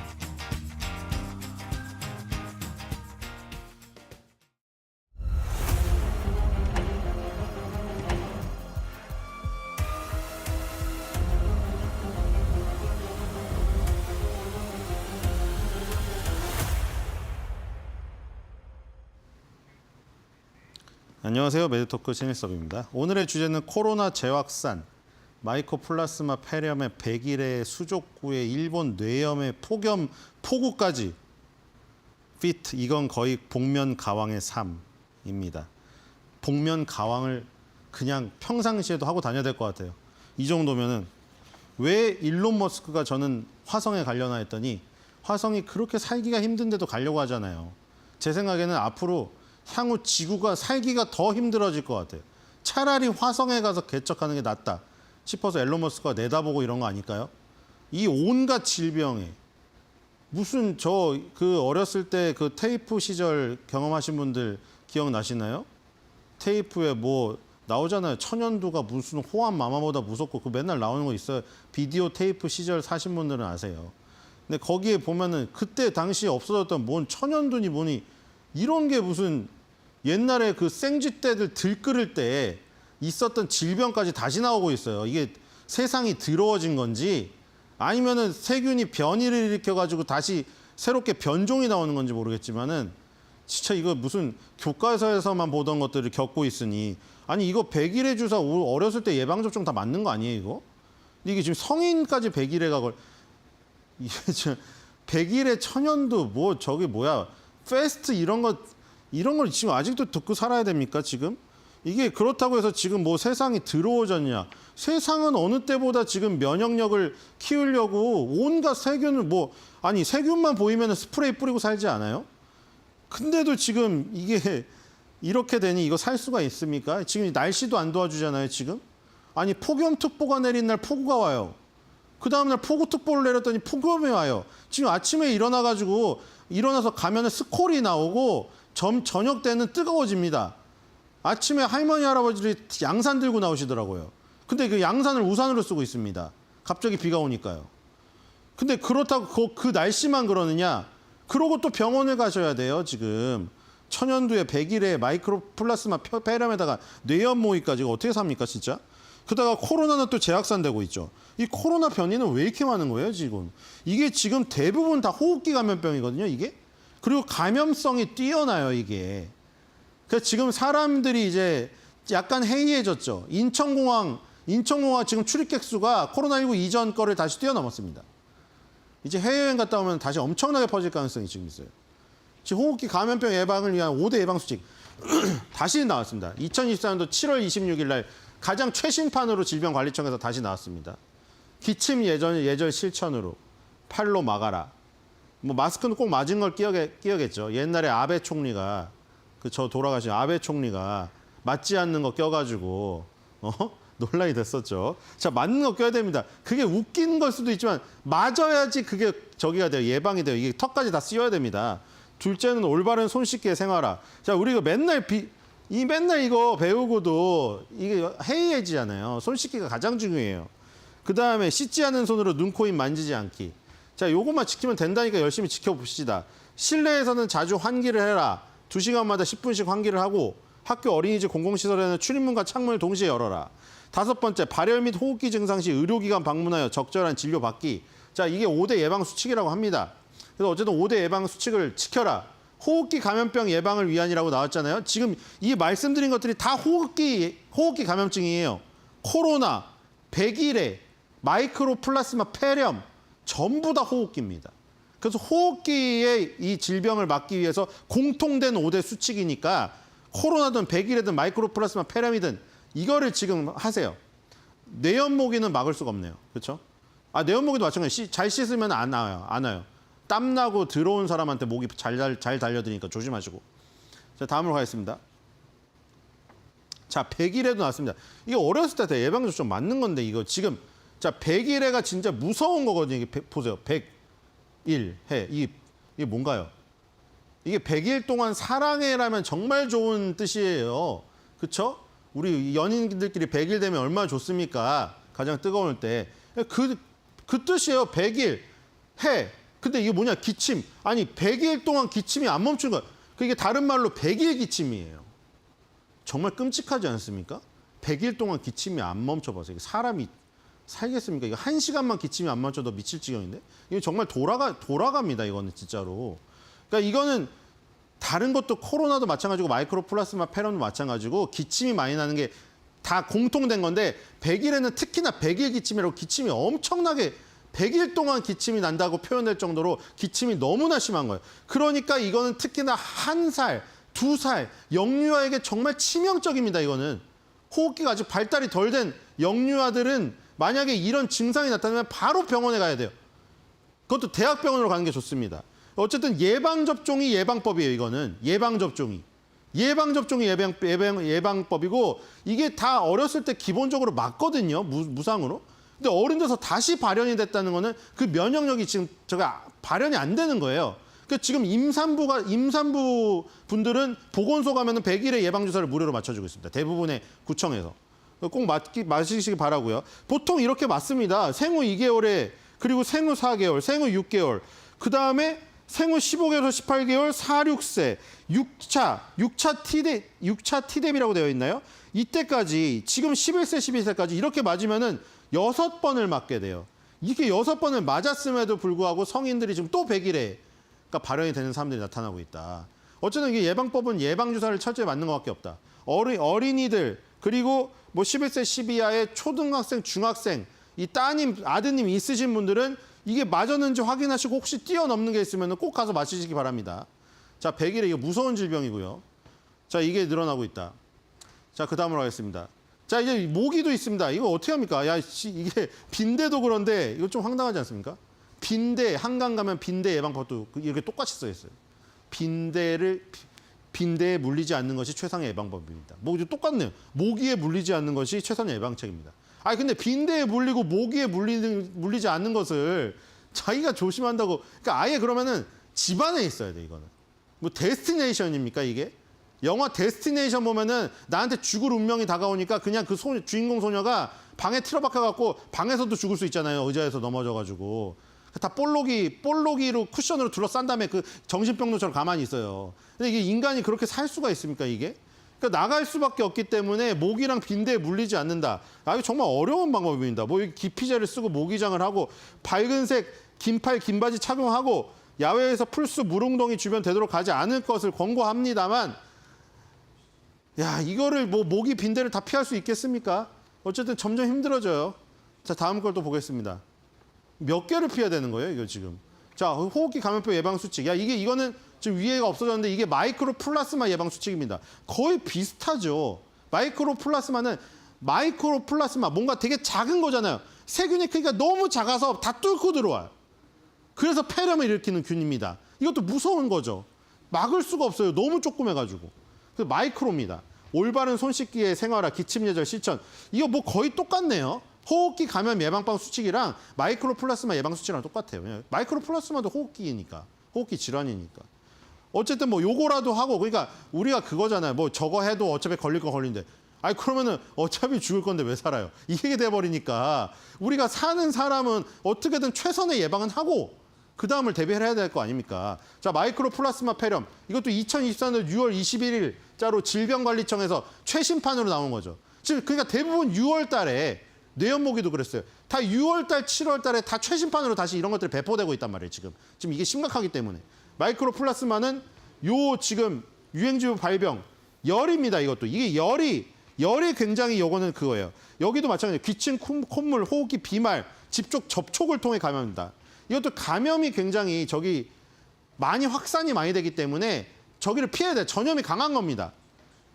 마이크로 플라스마 폐렴균 감염이 여기 있고요. 그래서 여기 마이크로 플라스마 폐렴균이라는 이 굉장히 작은 것이 들어간다. 그래서 국내에서 유행했던 때가 2015, 2019, 2023년이랍니다. 약간 4년 주기로 움직이고 있네요, 이게. 그렇죠? 이런 것이 있고요. 다음으로 가겠습니다. 4년 주기였는데 갑자기 또 나타난 것이군요. 자, 그래서 여기서 이제 관련주들을 한번 볼 텐데 지금 관련주라고 막 아무거나 다 가고 있잖아요. 그러니까 뭐 물론 이거를 세세하게 분류해가지고 우리가 파악을 한다고 해도 수급적으로 이거랑 관련이 없는데도 움직일 수가 있어요. 그러니까 무슨 얘기인지 아시겠죠? 실제적으로 관련이 한 100% 있는 종목보다도 관련이 한 10%밖에 되지 않았지만 세력이 그 종목을 선택해버리면 더 급등할 수도 있어요. 연관성이 떨어지더라도. 근데 우리가 이런 거를 파악할 필요는 있어요. 어떤 것은 연관성이 강하면서 내용이 있는데 엮어서 간 건지 아니면 엮임 정도가 거의 없는데 그냥 수급으로만 간 건지를 미리 파악하고 대응하는 것이 아무래도 나을 수가 있겠죠. 일단은 진단 키트, 진단 부분부터 돼야 되니까 코로나가 이 진단 키트 업체들이 다시 뜨고 있어요. 근데 그럴 수가 있죠. 진단 키트 업체들이 코로나19가 지나버렸잖아요. 지금 이게 사실 확산이 되고 있지만 2020년 3월 달에부터 확 올라갈 때 그 대대적인 그때보다는 좀 줄어드는 상태잖아요. 그러니까 코로나19 진단 키트만 팔아서 장사가 안 된단 말이에요. 다른 진단 키트도 많이 팔고 있겠죠. 그러니까 지금 다른 진단 키트를 예를 들어 유방암 진단 키트, 간암 진단 키트, 암 진단 키트를 주로 팔고 있는데 지금 코로나19가 확산된다는 소식에 얽혀가지고 막 강하게 가는 기업이 있으면 그건 연결고리가 떨어지는 거잖아요. 물론 아까 누누이 얘기했듯이 연결고리가 떨어지더라도 수급이 그 회사를 선택해버리면 어쩔 수가 없는데 보통은 연결고리가 굉장히 약하게 되면 나중에 그걸 깨달은 이성적인 움직임이 움직이면 급락을 할 수도 있습니다. 그래서 미리 알아놓자는 것이고 지금 코로나 진단 키트, 코로나19 진단 키트가 7월 21일에서 27일 이게 가장 최신 자료인데 전주 대비 판매량이 40.8% 증가를 했습니다. 그리고 여기에서 또 가격에서 알 수가 있죠. 지금 진단 키트 가격이 1,000원까지 내려갔었거든요. 우리 생각해보시면 코로나19 진단 키트 처음에 나왔을 때 뭐 5,000원에서 10,000원도 했어요, 그거. 근데 지금은 3,000원으로 다시 인상이 됐어요, 지금. 그리고 뭐 파리올림픽 선수촌에 40명 최소 걸렸다 이 얘기도 들어보셨죠. 그리고 지금 코로나19 우세종은 오미크론 하이 변종입니다. 이제 하도 무슨 뭐 많이 나가지고 뭔지를 모르겠어요. 지금 현재 제일 우세종이 KP311이에요. 그 다음이 KP3이고. 그러니까 오미크론에서 하이 변종으로 또 변종이 생기고 있는 거예요, 지금. 그렇게 보시면 될 것 같고 이 진단 키트를 만드는 업체들을 봅시다. 일단 이게 수젠텍 홈페이지예요. 아까 나온 게 수젠텍 홈페이지고 이건 수젠텍을 진단 키트를 파는 곳인데 자 보세요. 여기 오른쪽에 이 2개 빼고 요 3개가 다 솔드 아웃입니다. 솔드 아웃, 솔드 아웃, 솔드 아웃. 지금 남은 게 뭐냐면은 2회분짜리랑 여기 한 20만 원 주고 통째로 사야 되죠. 50회분. 이거밖에 안 남았어요. 지금 1회짜리는 다 마감됐어요. 그때? 그래서 수젠텍 코로나19 자가검사 키트 이게 웬만하면 다 마감됐다. 근데 수젠텍을 먼저 한 이유가 있습니다. 수젠텍 같은 경우에는 2023년도 작년 매출액이 코로나19 진단 키트 관련이 80%가 나와요. 얘는 아직도 코로나19 전문 기업이에요. 이걸 아시겠죠? 나머지 20%들은 뭐냐? 얘네가 주로 파는 게 임신 배란 테스트기, 알러지 테스트기 이런 것들이에요.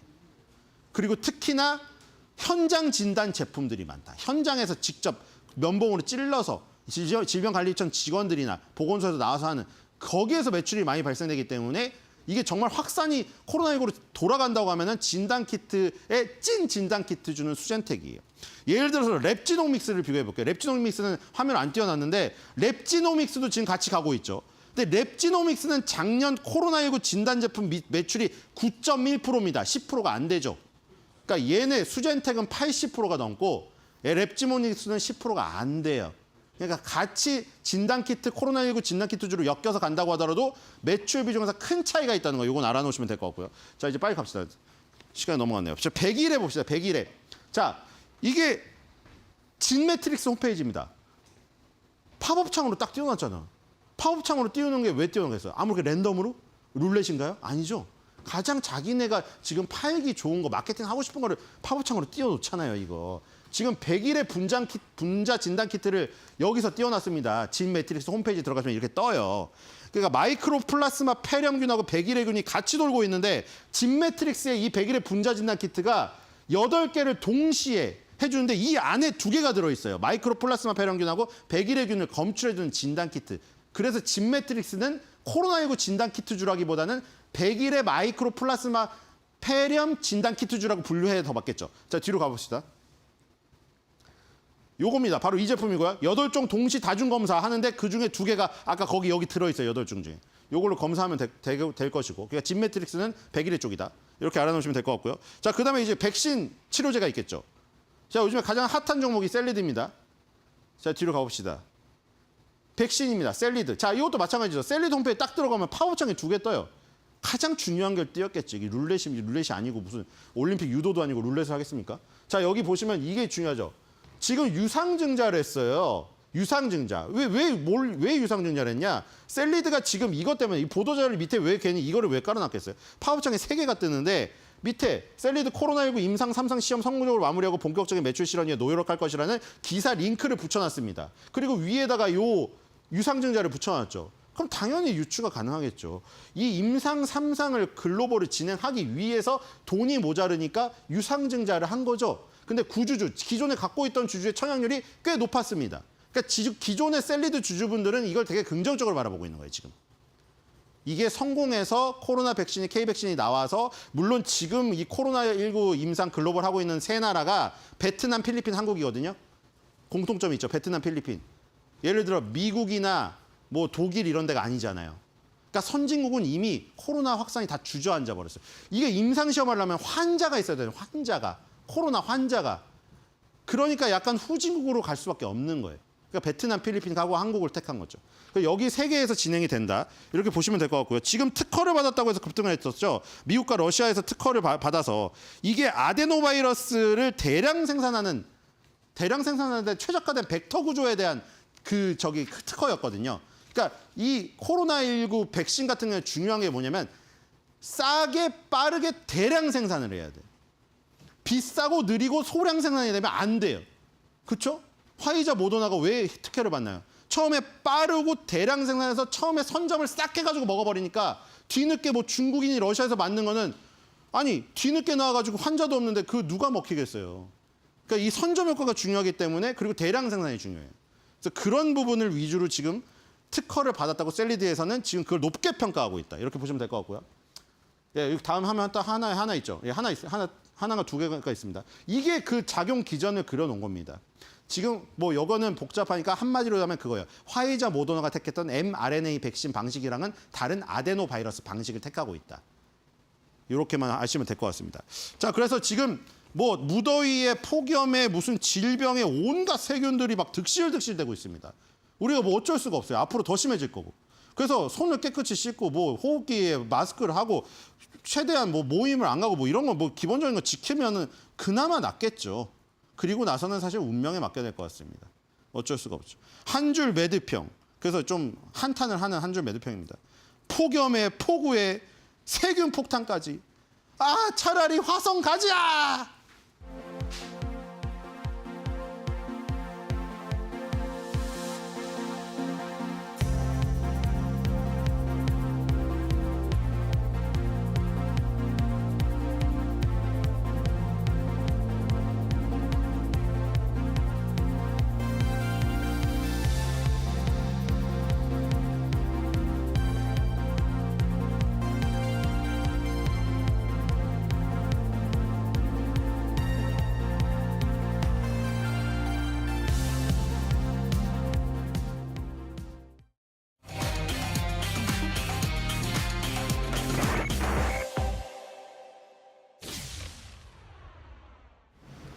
네, 오늘은 문스타 인베스트먼트 문장주 대표와 함께 할게요. 안녕하세요. 네, 안녕하십니까. 네, 제가 문 대표님 뵙기 전에는 조금 긴장을 하고 와요. 공부를 또 열심히 더 하고 와야 돼가지고. 왜냐하면 시장을 바라보는 관점이 되게 특별하시거든요. 유동성으로 시장을 바라봅니다. 그래서 이번 급락의 원인도 여기서 좀 찾아볼 수가 있다고요. 네, 네. 제가 일전에 여기 방송한 지가 몇 주 정도 됐죠? 지금 한 달? 정확히, 3주? 정확히 말하면 7월 그때 18일 날 방송을 했죠. 아, 예. 그러니까 7월 17일 날이 미국의 고점을 찍고 하락이 시작한 맞아요. 다음 네. 날 제가 와서 아마 이번에 그 유동성이 좀 축소되는 시간이 좀 기니까 좀 장마 기간이다. 근데 이 장마 기간은 폭우도 있을 수 있고 번개도 좀 칠 수 있고 하니까 좀 조심하시라. 그런 말씀을 드렸는데 그 사이에 너무 이게 엄청난 폭우가 그러니까요. 근데 올라왔죠. 예측하신 대로 되기는 했네요. 네, 예. 네. 그래서 예. 결국에는 이번에 많이 움직였던 게 막 경기 침체다. 네. 막 이런 우려가 되게 컸다. 많이 영향을 준 거다 했는데 그보다는 유동성 측면에서 그 이유를 찾으신 거잖아요. 일단 이제 좀 원인을 이제 항상 이제 네. 좀 찾으면 원래 전문가들은 환자들은 자기한테 나타나는 증상만 찾잖아요. 근데 사실은 이제 병원에 가면 우리가 비싼 돈을 주고 검진을 하지 않습니까? 원인을 찾으려고. 원인을 찾으려고. 네. 그리고 이제 기본적으로 의료기술이 많이 발달될수록 그 병의 원인에 대해서 좀 더 근본적으로 접근하는데 아마 이제 시청자분들은 아무래도 지금 당장 내 계좌가 아프고 현재 이야기하는 경기 침체가 어떻고 엔켈이 언와인드가 어떻고 이런 이야기를 하지만은 저는 좀 더 깊게 들어가서 예. 보면 모든 것들은 저는 유동성에서 시작한다고 생각을 하고 있거든요. 네. 왜냐하면 저희는 코로나 시기를 경험을 했지 않습니까? 그렇죠. 근데 코로나 때 뭐 정부가 됐든 아니면 이제 연준이 됐든 유동성을 공급하면 결국은 경기도 살린다는 걸 봤기 때문에 실제적으로 이번에 진행되고 있는 유동성 흐름에 대해서 좀 집중을 하게 되면 이전에는 이제 연준 중심으로 금리의 그 상승과 하락에 따라서 유동성 조절을 해왔다고 생각을 하면 이번에는 누가 보더라도 재무부를 중심으로 해서 재정 지출 중심의 그 유동성이 공급됐거든요. 네. 그리고 이제 옐런은 이제 연준 출신의 이제 그 금융 어떻게 보면 이제 석학이시죠. 근데 이분이 또 이제 금융을 잘 아니까 어떻게 하면 유동성을 좀 채권 발행과 재정 지출을 통해서 좀 더 원활하게 풀 수 있는 방법을 아시니까. 그런데 이제 제가 봤을 때 뭐냐면 어떻게 보면 체제의 유동성을 풀고 있는 어떤 구조의 어떤 아주 예민한 그 변화가 7월 초에 발견이 됐다는 거죠. 아, 예민한 변화가요. 네. 어떤 요소들이 있을 것 같은데 네. 어떤 부분에서요? 그러니까 일단은 이제 7월 17일 날 직전에 6월 CPI가 발표가 됐었는데 네. 헤드라인 수치가 마이너스가 나지 않습니까? 그럼 이제 시장은 이제 대부분 물가가 잡힐까 말까에 대해서 고민했을 때 마이너스가 나왔다는 거는 디스인플레이션보다는 디플레이션 수치이기 때문에 아무래도 시장은 물가에 대해서 좀 안심을 하게 되죠. 그럼 그 다음 행보로 그럼 연준은 이제 기준금리 인하해서 지금 제약적인 금리 상황을 좀 풀어줄 것이다. 이런 생각을 하게 될 거 아닙니까? 네. 그러면 또 시장은 똑똑하기 때문에 거래되는 채권의 금리들은 또 반영을 해서 또 떨어지게 되거든요. 그럼 쉽게 말해서 뭐냐면 기존에는 기준금리가 올라가면서 금리 상승기여서 이제는 이제 기준금리가 하락하면서 금리가 하락할 수 있는 시점을 바뀌어가는 변곡기간이라는 거죠. 그 변곡기간이 되면 어떤 변화가 생기냐면 네. 쉽게 말해서 미국에서 이제 그 대규모 자금을 운영하는 사람들은 그 기준금리와 현재 진행되는 금리 체제 내에서 네. 자금도 조달하고 그다음에 운용도 하거든요. 네. 그러면 그 구조가 바뀔 수 있다는 거죠. 그런데 예. 이제 좀 제가 쉽게 말씀드리면 들어오기 전에도 이제 작가님하고 이제 기자님하고 이야기했는데 네. 혹시 투자하셨는데 마이너스가 나시면 파시겠습니까? 물어봤어요. 선뜻 손이 안 나갈 것 같아 그런 말씀하시더라고요. 그 말은 무슨 말이냐면 그 작가님이 저한테 물었던 게 뭐냐면 엔캐리 청산에 대해서 여쭤보더라고요. 그 실체가 어떻고. 근데 저는 잘 모르겠다. 근데 제가 봤을 때 그거보다는 실제적으로 헤지펀드를 위시하고 있는 이 그 자산을 크게 운영하고 있는 분들이 기존의 포트폴리오를 변경하는 과정에서 나타난 현상이 아닌가. 쉽게 말해서 이제 그들은 그 헤지펀드는 기본적으로 레버리지 투자를 하거든요. 네.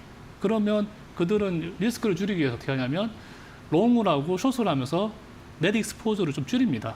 근데 대표적으로 이제 어떻게 포트폴리오 운영했었냐면 엔화는 숏, 그리고 엔화와 반대되어 있는 호주 달러는 롱, 그다음 미국에서 경기가 다시 좋아지는 멕시코 페소도 롱, 네. 그다음에 이제 잘 아시겠지만 빅테크 롱, 반도체 롱, 네. 그다음에 경기가 좀 둔화되고 있었으니까 소비재는 숏, 뭐 이런 식으로 롱숏 포트를 짜는데 네. 이들이 짰던 이 포트폴리오 수익률이 상당히 많이 났다는 거죠. 아. 상당히 많이 낳는 구조에서 드디어 금리 변화가 생기면 기존의 포지션을 유지할 만한 이유가 없으니까. 없게 되는 거죠. 바뀌니까. 그래서 사실은 네. 뭐냐면 그 일본의 경제 상황에 따라서 엔화도 160엔까지는 가도했다.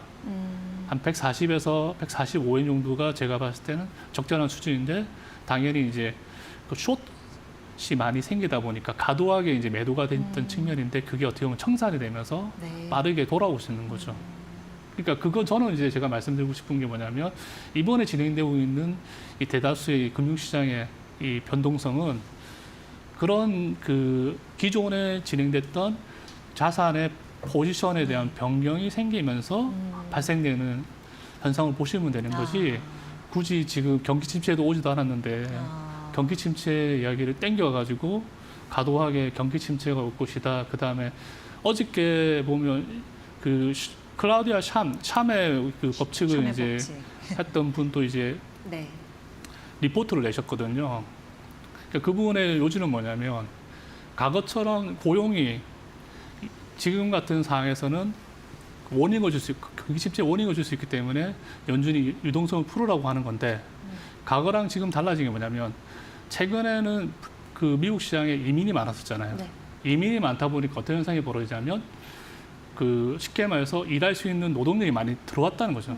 그러니까 노동력이 많이 들어오는 과정에서 생길 수 있는 이런 통계적 수치의 실업률 하락은 실제적으로 과거와는 다르다고 이야기를 하거든요.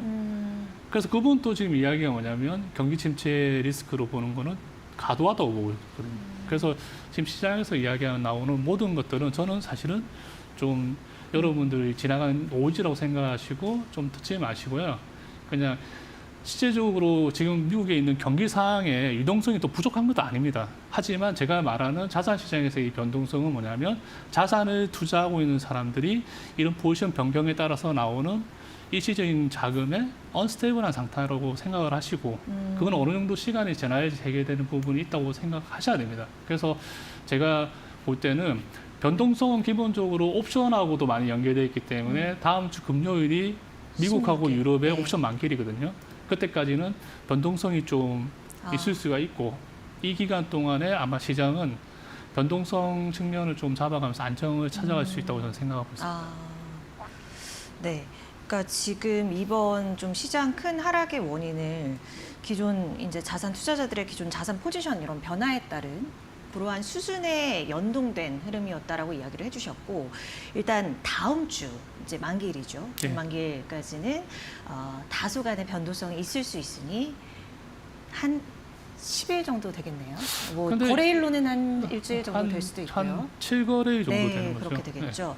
그 정도는 좀 유의를 해보시는 게 좋을 것 같아요. 일단은 그러면 대표님이 준비해 주신 자료가 있는데 우리가 유동성을 좀 잘 더 이해할 수 있을 것 같아서 이 내용들 좀 살펴보면서 얘기를 더 해볼까요? 그러니까 들어가기 전에 좀 예. 이 앞에 이야기를 좀 정리하면서 말씀드리고 네. 싶은 게, 아무래도 이 방송을 보시는 분은 좀 데일리 투자번 분도 많고 지금 상황이 약간 좀 그 두려움도 있으신 분 많은데, 지금 시점에서 경기 침체를 우려해서 이제 포지션을 줄여야 되는 타이밍이냐, 그렇게 보지 마시고 아까 말씀드린 것처럼 경기 침체가 분명히 뭐 12개월 후에도 나타날 수가 있겠죠. 하지만 올해 연말까지 6개월 이내로 봤을 때는 경기 침체는 오지 않으니까, 그러니까 제가 말씀드린 거는 블랙스완이나 경기 침체가 오지 않는다고 생각하면 지금은 가격적으로 하락했기 때문에 가격적인 매력이 생긴 거지 않습니까? 그러니까 오히려 좀 기회로 볼 수 있다. 오히려 지금 타임에 기회를 삼는데, 문제는 그 떨어지고 난 다음에 급반등하는 건 아닙니다. 제가 말씀드린 것처럼 9월 말까지 네. 10월 초까지는 유동성이 빠지는 기간이고, 실제적으로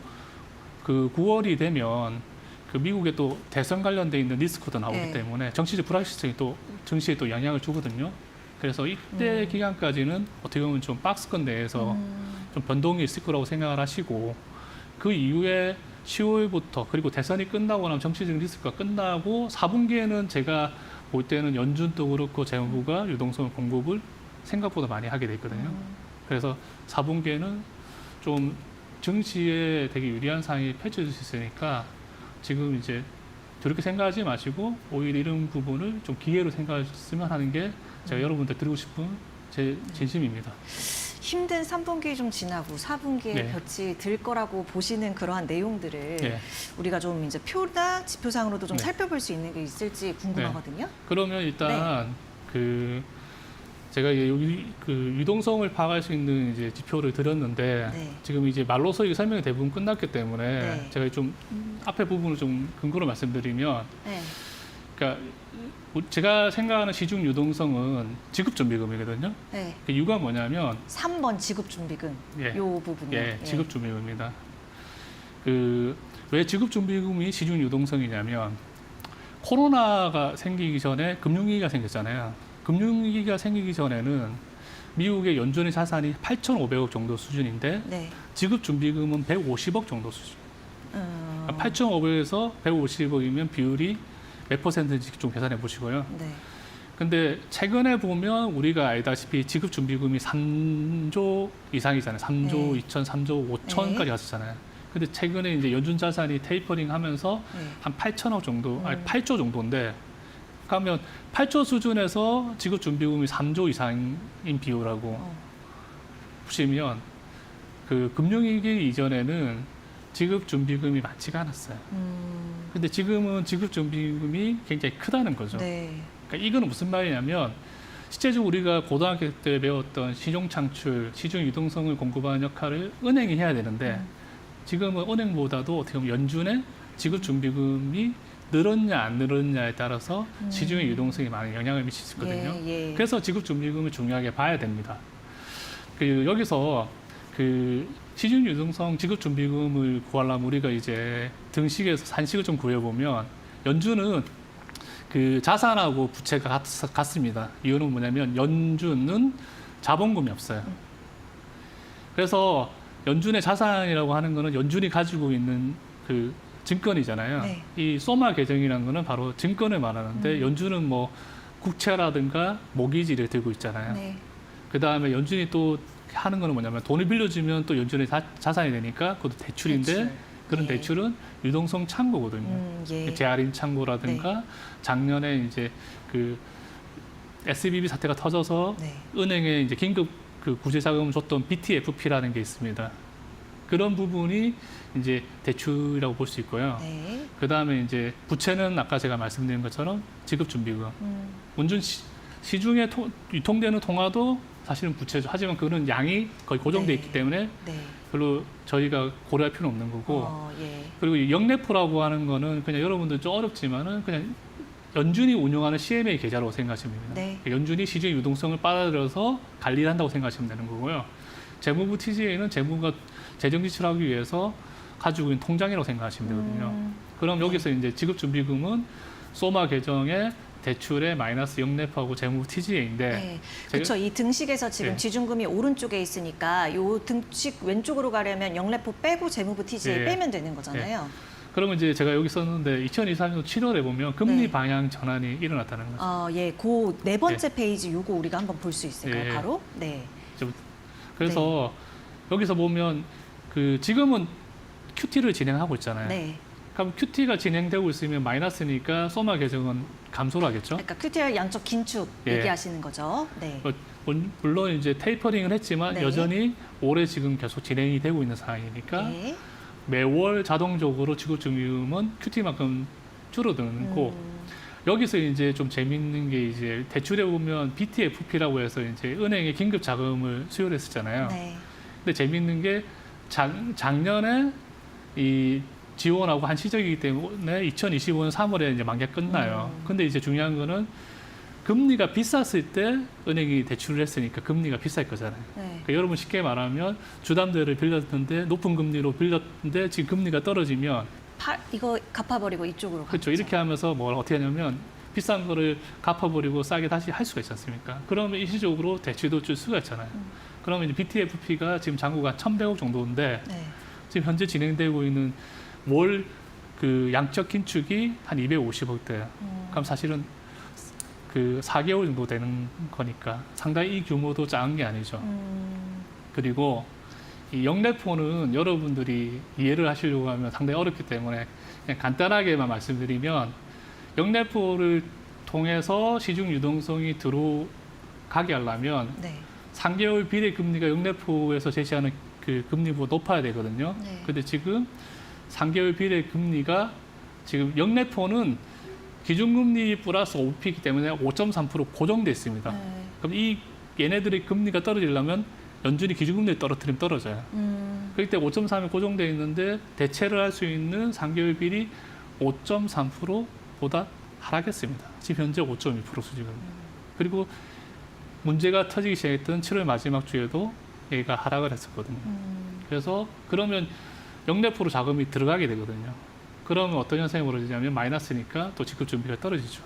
그들 네, 지금 그래서 마지막에 이렇게 써주신 거를 보면, 그러니까 결국에는 시중 유동성이라고 판단하시는 지급 준비금이 늘려면 저 반대로 돼야 되는 그렇죠. 거거든요. 그런데 오히려 대출은 축소됐기 때문에, 네. 그러니까 플러스 되는 것보다 이제 마이너스 되는 네. 부분이 있었던 거고. 그리고 네. 여러분들은 이제 연준만 보시지만 저는 이제 지금은 재무부에서 유동성 공급하는 걸 중요하게 생각하니까 저는 네. 재무부를 되게 관찰을 많이 하고 네. 옐런의 발음을 되게 면밀히 보거든요. 예.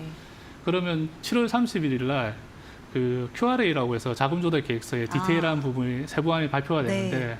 사실 발표되기 이전에 이제 이틀 전에 그 QRA 1차가 먼저 발표가 됐었거든요. 예. 그때 이제 어떤 게 있냐면 그 TJ 잔고가 최천 한 4,500억 정도를 네. 유지를 해왔었어요. 네. 근데 그때 뭐라고 했냐면 9월 말까지 TJ 잔고를 8,500억까지 증액을 하겠다고 이렇게 9월까지요. 예, 9월 말까지. 예. 네. 그래서- 요거인가요? 예. 네. 아니, 다음 장인가요? 다음 네. 장은 보지 말고 요거 한 장으로 보시면 더 여러분들 네. 저 복잡한 표 보지 마시고요. 네. 보시면 그러면 TJ 잔고가 1,000억 정도 더 늘어야 되잖아요. 네, 그렇죠. 근데 제가 오기 전에 그 7월 30일 날 제가 발표했던 걸 봤거든요. 네. 이미 8,500억 이상 쌓았어요. 이미요? 예. 그 말은 뭐냐면 재무부가 그 돈을 오히려 공급하지 않는 것보다는 시중 유동성을 빼버린 거죠. 당연히 유동성이 축소가 되니까 거기에 대해서 굉장히 민감한 사람들이 투자를 하는 사람들이잖아요. 그러니까 걔네들이 포지션을 빠르게 바뀌는 현상이 생길 수밖에 없는 거죠. 그러니까 TJ 잔고 증액 눌면 그 결국엔 지급준비금 시중 유동성이라고 볼 수 있는 그게 낮아지는 건데 그렇죠. 이미 지금 확인하고 오신 부분에 이미 1,000억 예. 그 부분을 네. 더 증액을 했다라는 거니까 제가- 마이너스 되는 요소였던 거죠. 제가 유동성을 주는 요소. 최근에 그 증시에 미국 증시 기준이죠. 그 흐름에 가장 중요한 영향을 미칠 수 있는 지표가 하나 있어요. 어떤 겁니까? TJ 계정 잔고를 보시면 돼요. 아, 예. 무슨 말이냐면 재무부가 재정 지출하면 TJ 잔고가 줄 거 아닙니까? 네. 그럼 TJ 잔고에 그게 줄었을 때 미국의 증시는 항상 상승을 했어요. 올해 보면. 그러니까 잔고 증액이 아니라 오히려 늘 이렇게 내려갔을 때 왜냐하면 플러스되는 요인이니까. 재무부가 신빙성이. 돈을 쓰기 위해서는 네. 잔고에 돈을 먼저 채우지만은 동시에 돈을 써야 되잖아요. 아, 네, 네. 그러니까 TJ 잔고에 돈이 많다는 거는 네. 시중 유동을 빨아들이는 거고 예. 그 돈을 써야 되잖아요. 그러니까 지금 재무부의 옐런 재무부 장관님께서는 네. 최근에 돈을 네. 좀 안 쓰시고 좀 잡고 있어요. 어. 근데 그게 네. 진짜 오늘 시간 관계상 말씀드리면 오버하기 때문에 정치적인 부분이 있는데 그 네. 부분을 생략을 하고요. 네. 근데 이제 왜 4분기부터 왜 그 유동성이 좋아질 수 있냐 그거를 저한테 묻고 싶은 물어보시는, 거죠. 네. 그러면 똑같이 이거 가지고 말씀을 네. 드립니다. 제가 이제 그 7월 18일 날 방송하기 전에 제가 이제 여기에 7월 말에 이제 연준에서 기준금리를 인하할 수 있습니다. 가능성이 있습니다. 그렇게 제가 네. 이야기를 했고 그래서 좀 방송이 잡혔었는데 사실 제가 봤던 거는 뭐냐면 이때 이미 지급준비금이 감소를 하고 있었어요. 솔직히 말씀드리면 경기 침체 리스크보다는 지금 뭐냐면 지급준비금이 지금 떨어져서 그게 지금 위험하거든요. 그러니까 그때 이미 그 유동성 지표로 판단할 수 있는 지급 준비금이 줄고 있었기 때문에 예. 대표님은 약간 생각을 하고 계셨던 거죠. 그러니까 그럼 그런 측면에서 4분기를 바라본다면 지금 시점에서는 어떻게 볼 수 있는 거예요? 이걸 생각을 해야 돼요. 네. 쉽게 말해서 시장에서 리스크라고 생각하고 있으면 리스크 표시 발생이 안 돼요. 왜냐하면 다 막기 때문에. 네. 그럼 쉽게 말해서 뭐냐면 제가 7월 초에는 증시가 강했지만은 네. 이미 그 네. 유동성 측면 지급 준비금은 살짝 빠지고 있었거든요. 근데 그게 어느 임계치가 있어요. 이걸 하락을 하면 위험하니까. 그래서 제가 생각했을 때 그 연준이 아마 이런 부분을 좀 해결을 할 거라고 생각을 하면 일단 QT에 대한 부분을 저는 중단할 수도 있다. 일단 그게 제 네. 생각이고 시장에 지금 이야기한 것처럼 연준이 좀 돈을 풀어야 된다는 말도 되지 않습니까? 네. 그리고 그 3분기에 좀 째었으면 네. 4분기에도 돈을 좀 풀게 되거든요. 그거는 이제 시간 관계에서 제가 우리 지금 Q&A 관련된 도표를 보고 설명을 해드려야 하는데 좀 말씀으로만 참고만 좀 오늘은, 하시면 네. 될 것 같고 네. 다음에 기회 되면 좀 그 네. 부분도 말씀드리고 대선이 끝나고 나면 항상 그 통계적으로 보면 불확실성이 없어지잖아요. 네. 그리고 자금 흐름 자체가 4분기를 중심으로 해서 다시 공급이 되고 그 다음에 뭐 9월달 예정돼 있는 것에서 연준이 금리를 떨어뜨린다고 하더라도 연준이 이제 또 드디어 이제 유동성을 풀게 되지 않습니까? 네. 그러면 4분기는 재무부도 그렇고 연준의 유동성을 풀면서 유동성 환경이 되게 좋아질 수 있고 그리고 중요한 거는 증시에서 제일 최고의 그 호재는 가격이지 않습니까? 9월 말 10월 초에 가격이 아주 싸져 있을 거잖아요. 예. 물론 지금도 싸지만 네. 그렇게 생각하시면 앞으로 한 5개월 정도 남아 있는 그 상황에서 투자를 하신다고 생각했을 때 지금 상황을 그 어렵게 생각하지 마시고 오히려 나한테 온 평소에 사고 싶은 뭐 빅테크 이런 애들에 좀 더 저가로 살 수 있는 그런 기회로 생각하시면 네. 연말에 좀 두둑하게 좀 네. 따뜻하게 보낼 수 있을 거라 생각합니다. 네, 알겠습니다. 정리 말씀까지 도와주셨네요. 문정주 대표님과 함께했습니다. 고맙습니다. 네, 감사합니다.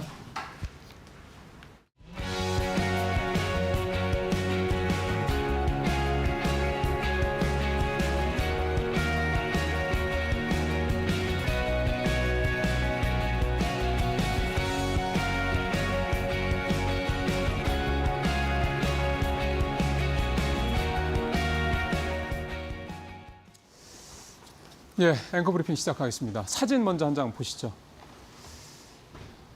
예, 이번에 사고가 났던 벤츠 전기차 사고 이후의 모습입니다. 이랬던 전기차가 이렇게 사고가 나면서 바뀌었습니다. 뭐 전혀 연관성을 알 수가 없을 정도로 뼈대만 정말 쇠로 된 뼈대만 남아 있고 나머지는 다 탄 그렇게 굉장히 흉물스러운 그런 상황이죠. 이렇게 멋진 차가 사고가 나면서 화재가 나면서 이렇게 좀 바뀌었습니다. 자, 이 사고가 난 차량이 벤츠 EQE 350 플러스 차량인데 350 차량인데 차값이 이제 1억 원이 넘는 그런 고가차 이미 이제 알려져 있죠. 이 차를 갖고 계신 분들을 좀 아마 굉장히 불안하실 것 같아서 이 차가 현재 우리나라에 얼마나 돌아다니고 있는지 한번 살펴보겠습니다.